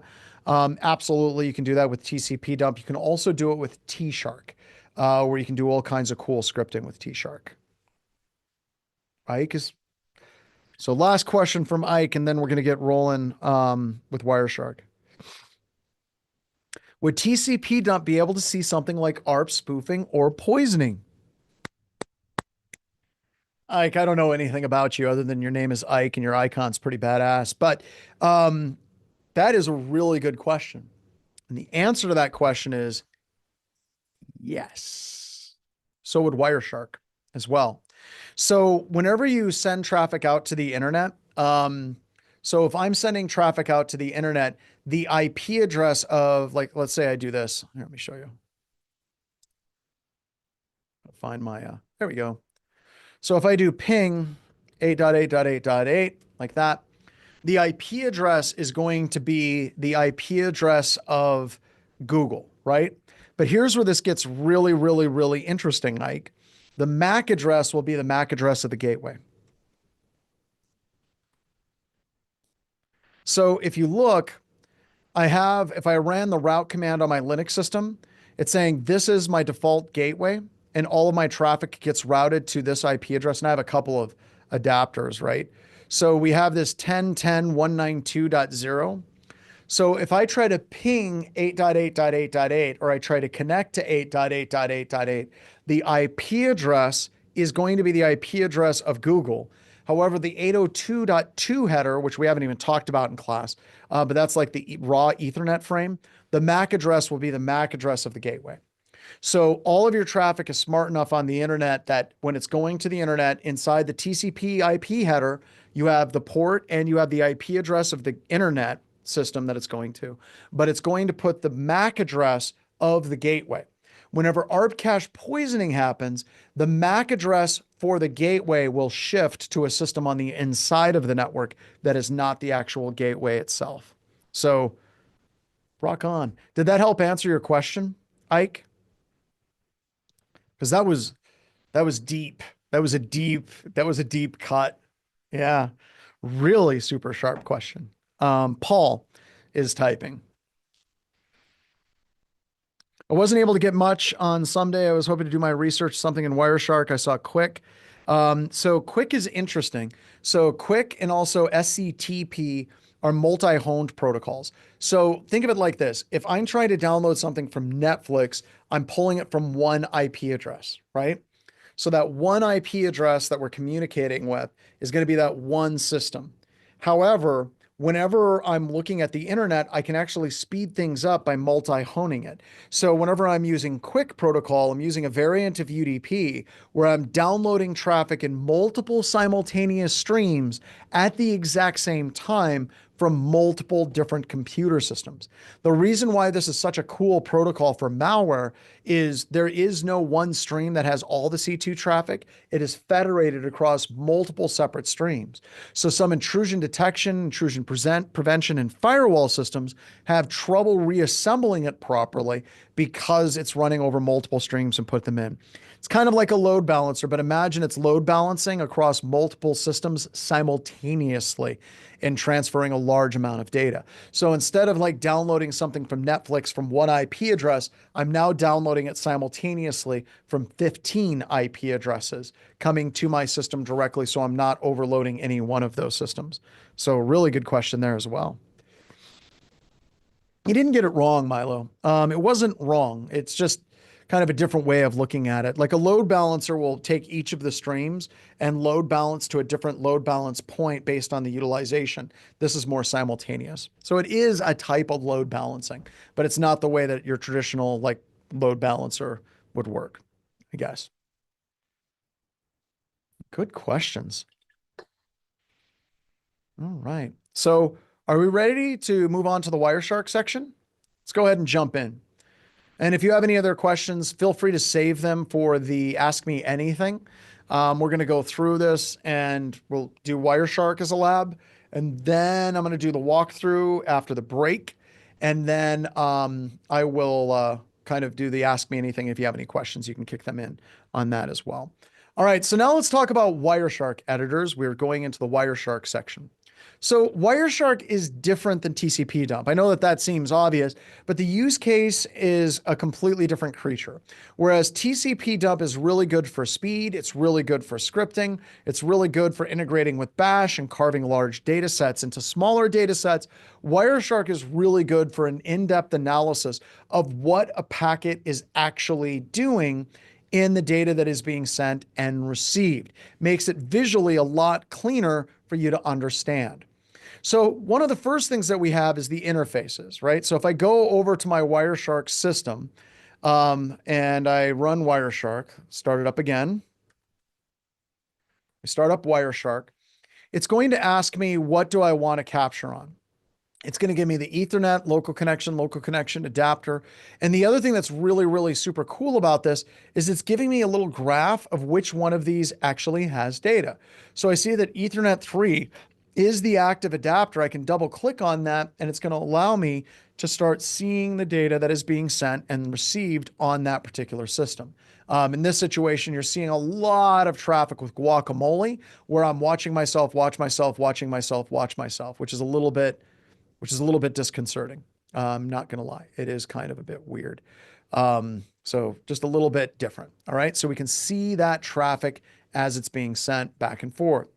Next, we just had that. Next, if we're looking at something like ping, we can look at the packet data and what is in that data as well. So if I go ahead and close that out and I restart my, I'm going to have to do a couple of things. We're going to get my IP address here. So I got my Windows IP address is 10.10.223.200. And then my Linux IP address is ifconfig. There we go. So I've got my Linux IP address is 10.10.249.153. Now let's go ahead and look at some traffic coming back and forth on these two systems. So I'm going to grab Wireshark again, like that. And I've got my Ethernet adapter. I'm just going to do Ethernet, that. I'm going to do a filter for ICMP. Don't worry, we'll talk about filters here in just two shakes of a lamb's tail. But now I'm going to do some pings back and forth between the two systems. So I'm going to do a ping to my Windows system. Let's do that. Let's do ping. And it's 10.10.223.200. And now I can ping that Windows computer. I'm going to kill that. We did, what is it? 5 pings. And then I'm going to ping the opposite direction to my Linux computer system. There we go.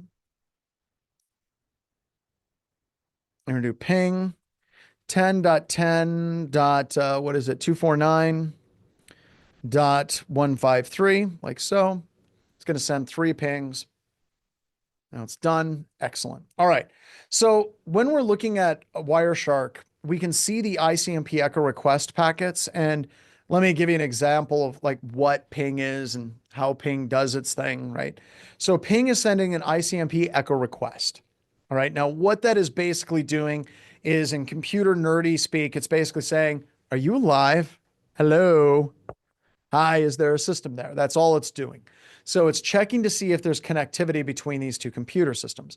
So you can see I sent an echo request and it says, could you please echo out this data between the two systems? Now, I can select each of these data sets and it's going to highlight, like in the ASCII over here, it says, here's the frame, number of bytes on the wire, number of bytes captured, what interface, and then it highlights that data over here, right?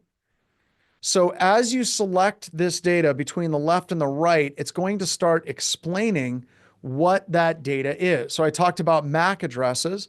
So we've got the Ethernet frames. That MAC address is actually, believe it or not, that is the MAC address of the Linux system because they're not going through a gateway. And we've got the locally administrator address, we got the individual address, unicast, and then the source is the MAC address of my Windows computer, right? So we can go through each of those data sets and we can start looking at what are all the different aspects that make an ICMP packet right here, all the way down to the actual data that is being sent. So here you can see the data that is being sent is, we've got, what is it? There's a 031323, like this is the data that is being sent. So whenever we get that echo reply from that system, it's actually going to respond back with the exact same data because that's what it does. So when I say an echo request, I say, hey, could you please like echo this back to me? 1, 2, 3, 4, 5, 6, 7, 8, 9, 10, 11, 12. And then that system will respond back. And that way I know that these two systems are talking to each other. However, the way that Windows pings and the way that Linux pings is different. So you actually look at the actual data is different between the two of what is sent. But the core fundamental mechanics of how ICMP echo request works is the same for all of these things. But this allows me to drill down into the packets and identify what these different things mean. So you can see I've got IP ID. So the IP ID there, we've got the identifier, we've got the checksum value, we've got the sequence number. So we have all of these things that we can click on and it tells us the corresponding hex. You can also go the opposite direction. If I'm like, what does this hex mean? Right there, it says 3C means it's hexadecimal 60. Which makes sense because if you're looking at 3C, we're doing 16 times 3 ABC plus 3. So that equals 60 in normal numbers that you and I deal with all the time in decimals, or no, standard. So all of this I can select, I can move, I can see everything that's going on, and Wireshark makes it really, really, really easy for me to identify what that data actually means, right? So we did the packet breakdown, kind of breaking down the individual packets, select the different sections, and you're able to see what that specific section, what it does. Ugh. Words are difficult. It also has the ability of doing something called follow TCP stream. Now, this is pretty cool. So if I go into a packet capture, and this is something you're going to be looking at in in a moment. So let me go ahead and quit out of this, blow all that away. We'll start over. All right. So we'll open up Wireshark. If I open up a packet capture like magnitude, I'm going to see TCP IP traffic within this packet capture, right? And it's going to be a different color, right? So if I scroll down, I'm going to see a bunch of green right here. And this gets into the individual packets where you can see each individual packet by itself. Now, the problem arises is what happens whenever I have a lot of data that I got to reassemble and I don't want to do this by hand. Well, I can go into any one of these packets. I can right click, and then within that, I can choose follow TCP stream.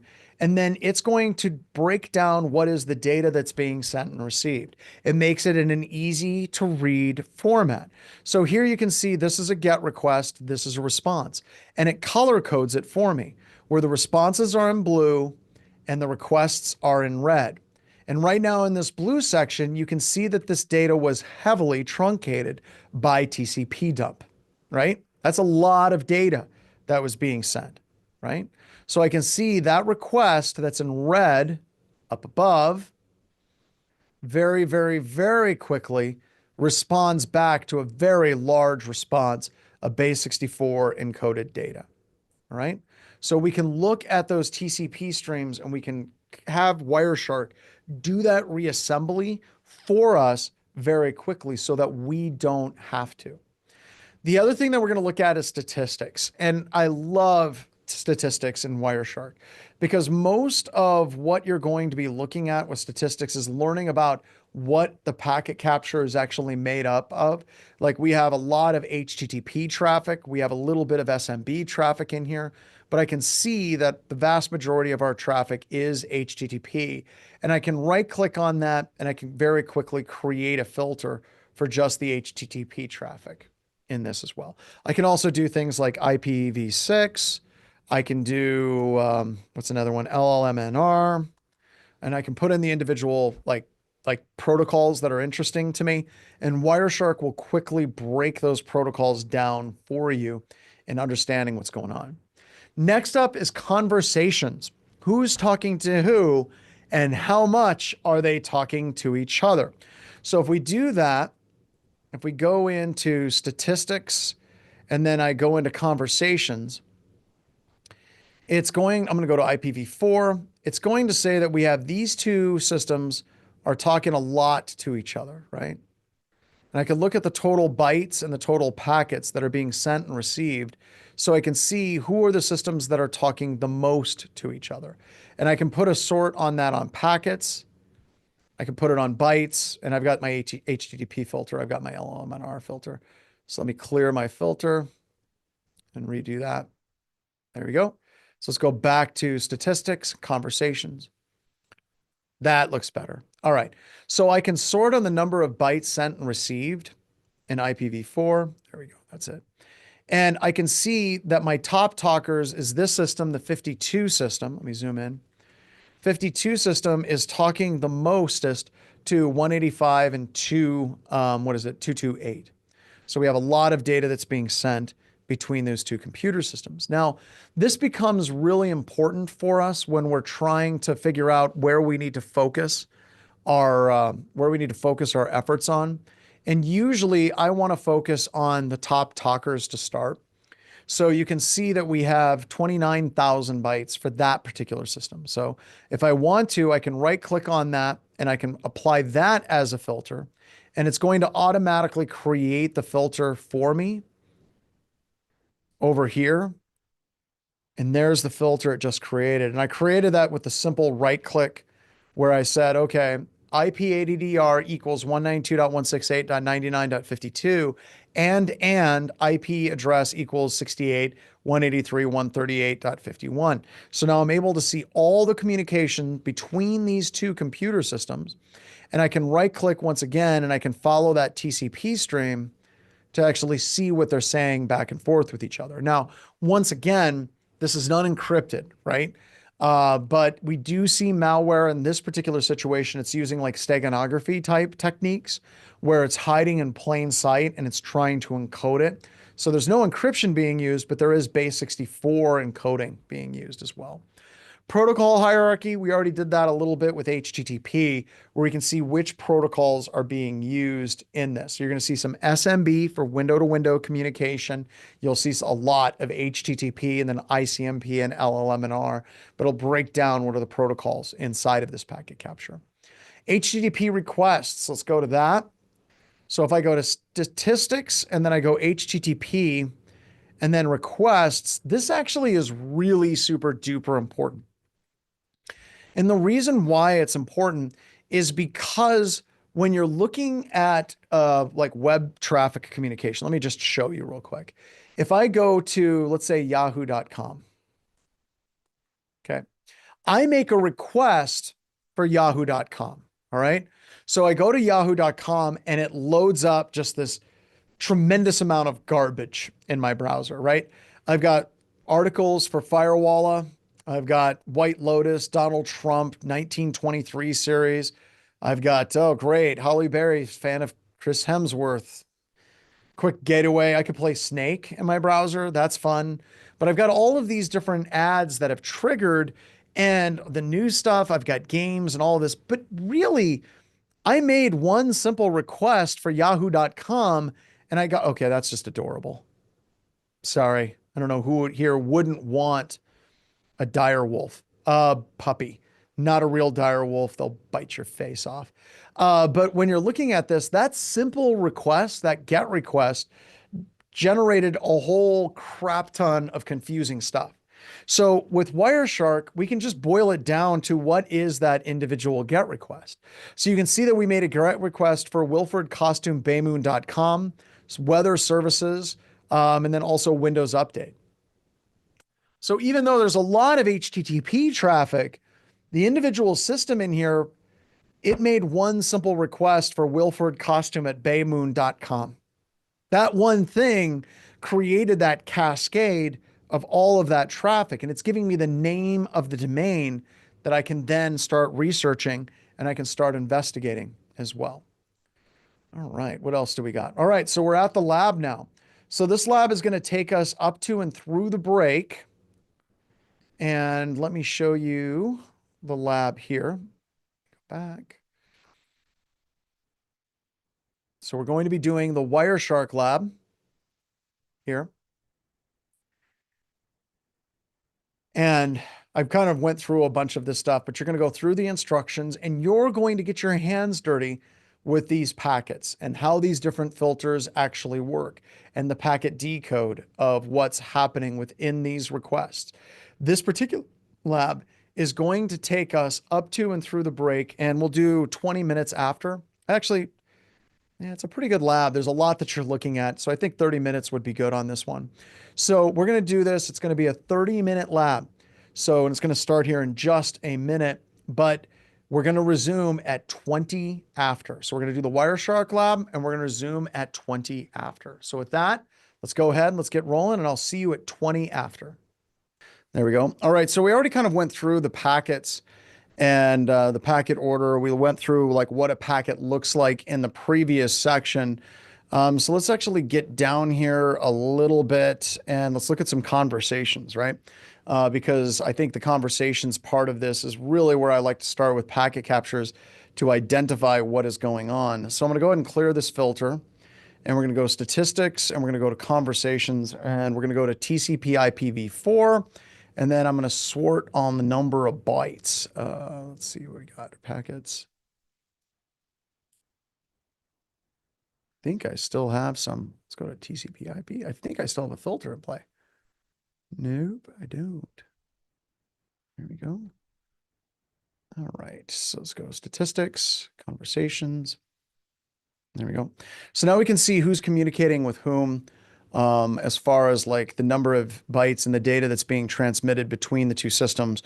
And if I zoom in on this, you can see that we have 28 or 29,605 packets between this one system on the inside of the environment and another system that's on the outside of the environment. Nothing else comes close. Now, why is it that we see so many packets between these two systems? Well, it's really getting into the nature of what a beacon is. And we're going to have more stuff talking about traffic analysis and doing Rita and Zeek and AC Hunter analysis here in a little bit, but you're going to see a lot of communication with very small packets. The other reason why you might see this in an environment is somebody may just be streaming music, right? But that's where these requests come into play and why it's so important to look at the requests that are being made and correlating those addresses and looking at that following the TCP IP stream. Because if you see that there's lots and lots of communication and you dig in and it's Spotify, okay, well, somebody is streaming music.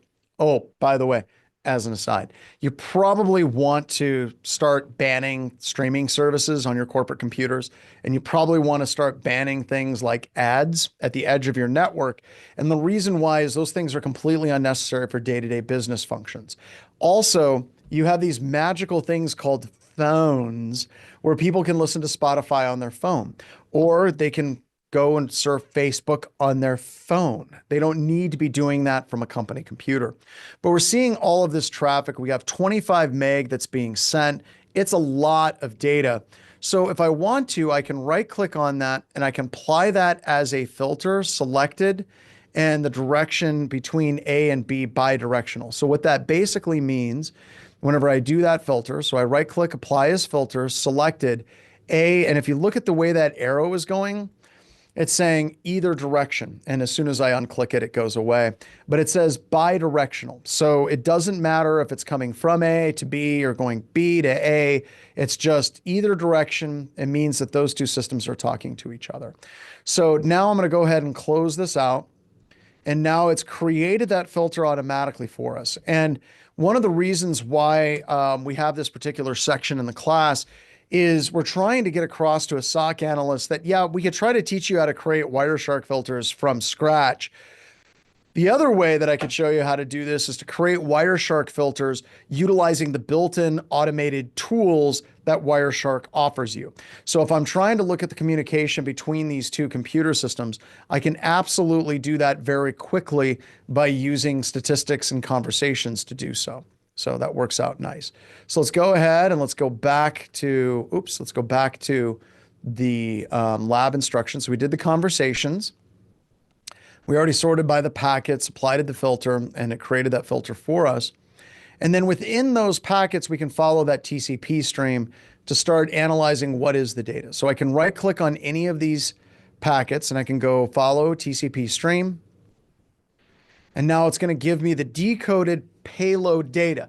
And this once again gets into why it's so important to be looking at this from the perspective of TCP IP and not looking at it from the perspective of the OSI model, because it just doesn't exist as a thing, right? And you can also choose your different streams that you're focusing in on. We're just focusing on the first stream here. So now we can see the request that actually triggers this response. Now, one of the things that we're going to talk about here in just a second, I got to change my Zoom keys, is we have this new object IO stream, and it's converting from base 64. And as we talked about from the TCP dump section, we know that that is in fact a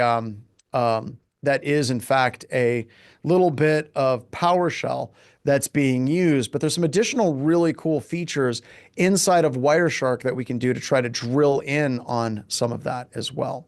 So we can look at the PowerShell associated with it, but we also can do a specific request on protocols as well. So if I'm looking at something like link local multicast name resolution, I can put in LLMNR up there like so. And now it's going to filter out everything for that specific protocol. So these are all link local multicast name resolution packets. So that's kind of fun. on what you can do. We can also do IPv6, but we can also do additional filters. Like we saw that new object. I can put in a filter where we can search for a string within the clear text packets. So with this, if I zoom in, come on, did not want to open that up. Oh, that's too close. Too close. It's too close. There we go. It now says HTTP contains new object. So this is a different way of doing a strings-based analysis and search on this. So we're saying it's an HTTP protocol, and in that protocol, it contains the string in double quotes, new object. And as soon as I activate that and I hit enter, it's bringing up every single packet that we're seeing that HTTP that contains that new object, that contains that PowerShell. And once again, I can look at each of these streams differently from each other that we have analyzed here. We can see those requests, and more importantly, the responses being made right here. So now we can see these are all of the packets that have that memory stream being utilized in PowerShell. So every single one of these has that. And it's only like a few hundred packets. It's not too many that we have on that.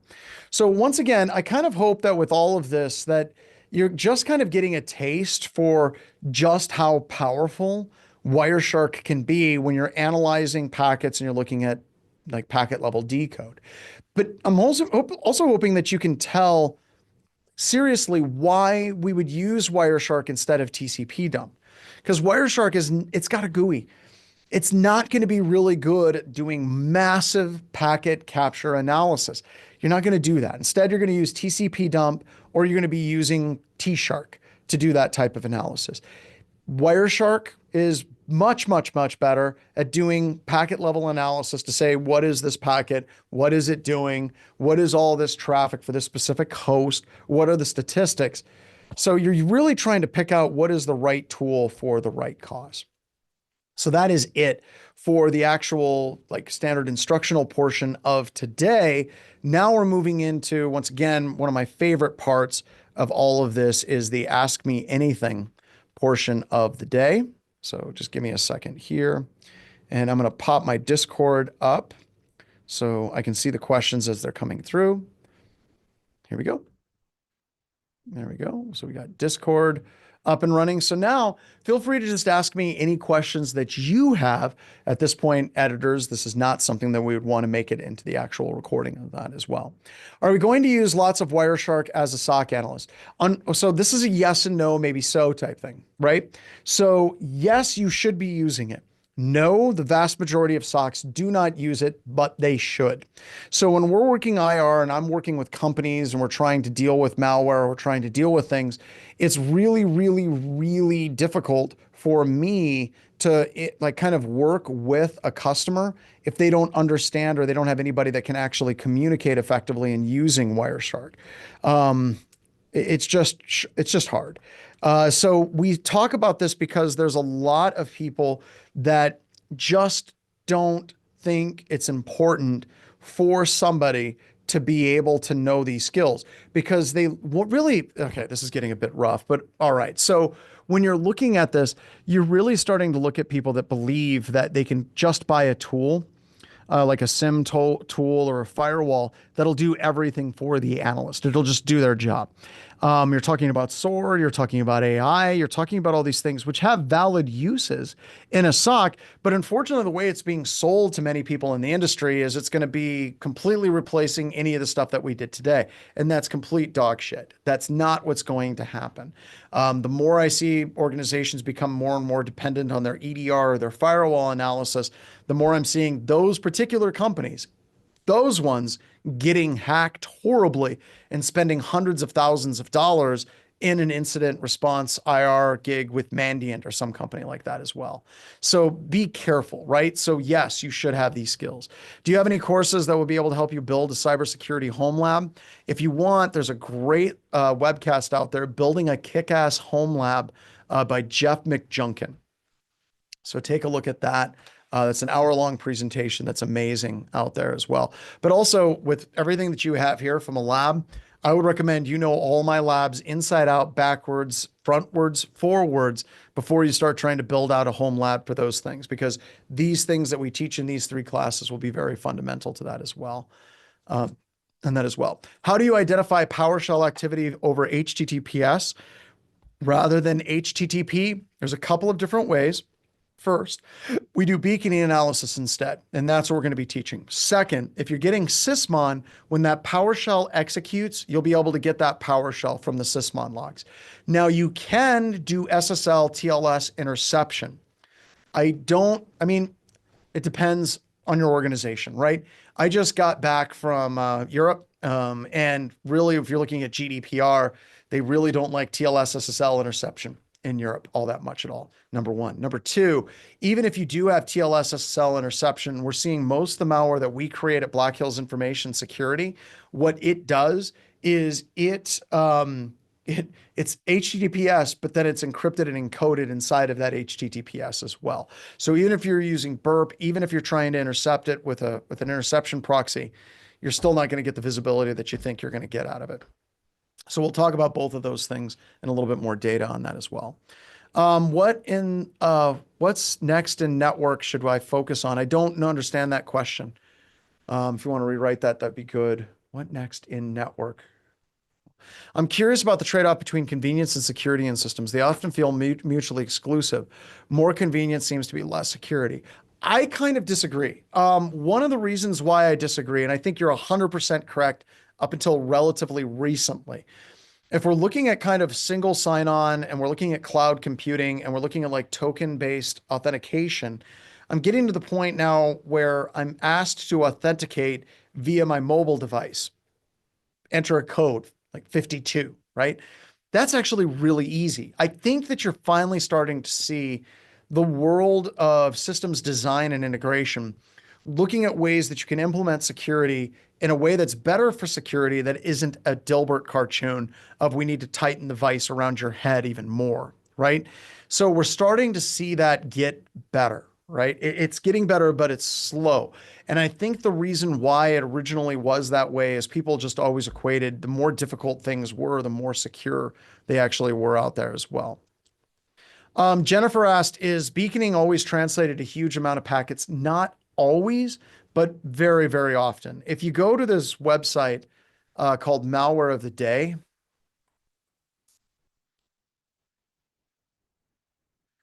so we have malware of the day and active countermeasures.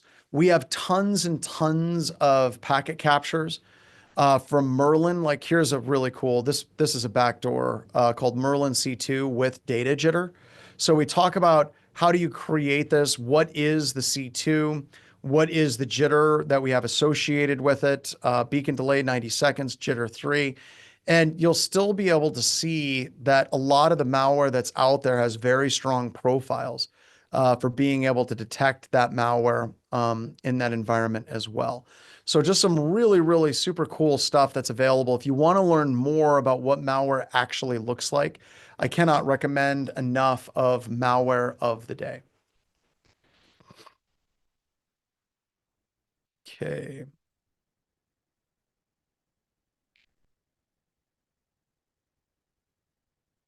There we go. Sorry, I'm trying to get caught up. What is jitter? Good question. So let's say that my beacons out at 10-second intervals plus or 20 plus or minus 20% jitter. That means it's not always going to have a heartbeat of a perfect 10 seconds. The heartbeat will be anywhere between 8 and 12 seconds because we've introduced 20% jitter. So when we do beaconing analysis, we take that into account, and I'll explain how we do beaconing analysis with active countermeasures when we get to that section as well. Is there any reason to use one over the other, TCP Dump or T-Shark? Really, it has to do with the level of functionality. T-Shark has more scripting and more capabilities and hooks and automation than TCP Dump. If you're just trying to capture fast, use TCP Dump. Yo, yeah, I forgot. Thank you, Brian. Time traveling nerd herder. Fireside Fridays are awesome. It's where, you know, you get Chris Brenton just talking about packets and networking and things like that. It's so cool. Oh my God. Layer one SOC job. All right. I, okay. So I'm just going to be honest with you guys. The job market sucks right now for entry level positions in security. Um, and I'm sorry to say that, but I want to be honest and I want to give you a possible solution moving forward. Okay. So right now, the entry level position job market is complete garbage for a couple of different reasons. And this is going to be harsh. And we got Foreman's mom pouring in liquor. Um, Number one, a lot of people in executive level decision making positions are under the mistaken assumption that they totally can replace entry level security jobs with automation. Rather than looking at automation as something that makes layer one security analysts more effective, they're looking at it and how can we cut our costs? And you couple that with the number of vendors that are selling them that, oh, yeah, you totally can cut down your number of level one analysts.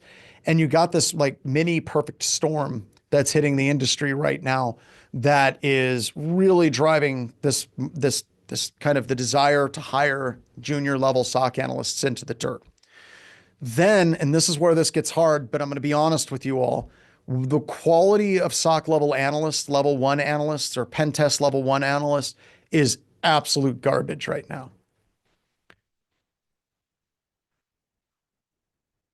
There's a number of reasons for that. One of the reasons for that is a lot of universities suck really bad at producing quality level talent on the outset to get them hired into a security operations center. That's number one. Number two, I also feel that a lot of the certifications that are out there really don't prepare people for these underlying skill technologies. They just don't. So that's really hard, right? So I'm basically telling a whole bunch of you that are here on this, sorry, you suck. So that also gets into what we're trying to do about that situation, right? So two things. One, these classes that we're doing, these pay what you can courses, are absolutely designed to try to address that issue to make people better in the world of computer security. Okay. We're not just looking at the situation and saying, oh my God, all of these millennials, boy, do they suck. But we're basically saying the skills that they're being equipped with are not really what companies need. So you have a whole perfect storm of crap in the industry. You have people that are coming into the industry that are not getting the skills they need because the universities effing suck. They're like, well, we're going to teach them the common body of knowledge for the CISSP. For God's sake, stop. Or they say, what we're going to do is we're going to spend 2 weeks teaching someone the OSI model, and it in no way relates to what the real world entails, right? So we're doing these classes to make sure that people are getting the real world skills that they need to be successful in their job. Okay. That's number one. That's what we're doing here at Anti-Siphon Security Training. I'm also going to throw in a lot of the training options that are out there, basically turned into cash cows, right? So if you're looking at a number of them that existed, like CISSP isn't really an entry level cert. And then you have other certs that keep raising the prices. And some of these companies that were awesome for entry level certifications got acquired and they're now profit centers, right? Sorry, that's what's happening. Now, the other thing that we're doing about this is we'll try to get Jason to come in this week and give you, oh, CompTIA, that's the one. I'm going to call him out by name, CompTIA, but they kept their, their nonprofit for, no, they're trying to become a profit center. I'm sorry, that sucks, right? Don't know what to say about it. But then the other thing that we're trying to do with this is we are doing the pay what you can training, but we are also creating a cert. And I'll talk more about this cert a little bit later, but the cert that we're creating is the ACE-T Core certification. That is a pay what you can certification. So after you go through this class and you actually go through and you take the Intro to Security class, you'll be ready to get certified in our certification. And I'll talk more about that at the end of the course as well. And then the final thing is we'll try to get Jason Blanchard in to do the job hunting like a hacker thing. Because if you're going into the job market, I want you to be equipped and I want you to set up your resumes so you can do it right. Most of you, while you're doing your resume, speaking of more disservice that's done to you, is you're put under the impression that you just got to create a badass resume. Someone's going to look at your resume and they're going to be like, oh, wow, look at this guy, gal. There's a straight shooter with middle management written all over them. They are fantastic. Wow, that's great. No. When you go through the how to job hunt like a hacker thing, Jason's going to show you how to tune your resume to get the job that you're going after and how to do that appropriately. So we're trying to do a lot of this stuff to try to fix the industry as much as we can. All right. Oh my gosh, there's a lot of questions that just popped in out there. So we're trying our best to help out there as well, right? We're trying to get this rolling. Once again, Cyber Mentor, go out on Twitter and give Heath a shout out and say, great job. We love everything they're doing there too, because they're in the affordable training place as well. It's all about hanging out with the right people. If it's a peer-to-peer command and control and long beacons, will Wireshark become useless? No, because you can still look at the amount of data that's being received. So you'll be able to see that or send app drop. So you'll be able to say, what do I think of BTL1? Think it's great. It's another one that's absolutely affordable. You should be doing that as well. Yeah, John Hammond is great too. Big fan of Hammond as well. All right. All right, everybody. So let's go ahead and put a fork in it. I want to say thank you very much. And I can't wait to see you guys come back tomorrow. We're going to have more hands-on, more stuff. We got 4 days of this. So pace yourselves and always hydrate before bit masking. So with that, we'll see you in the next session. And you don't have to be here at like the time where we had the setup. We'll be starting class at 10 Mountain. That's 2 Eastern. So No, make it's sure that you got the 12. right It's time on it's that. 12 Eastern. Sorry, 12 Eastern. Good God. Thank you so much. You're I swear welcome. to God, your entire job is just catching me as I screw up. Like, that's all you do. She's my safety net, everybody. Thank you so much, Megan. All right. See you all tomorrow. Okay, have a good day, everyone. All right, Daryl, go ahead and kill it with fire. Have a good night, everybody.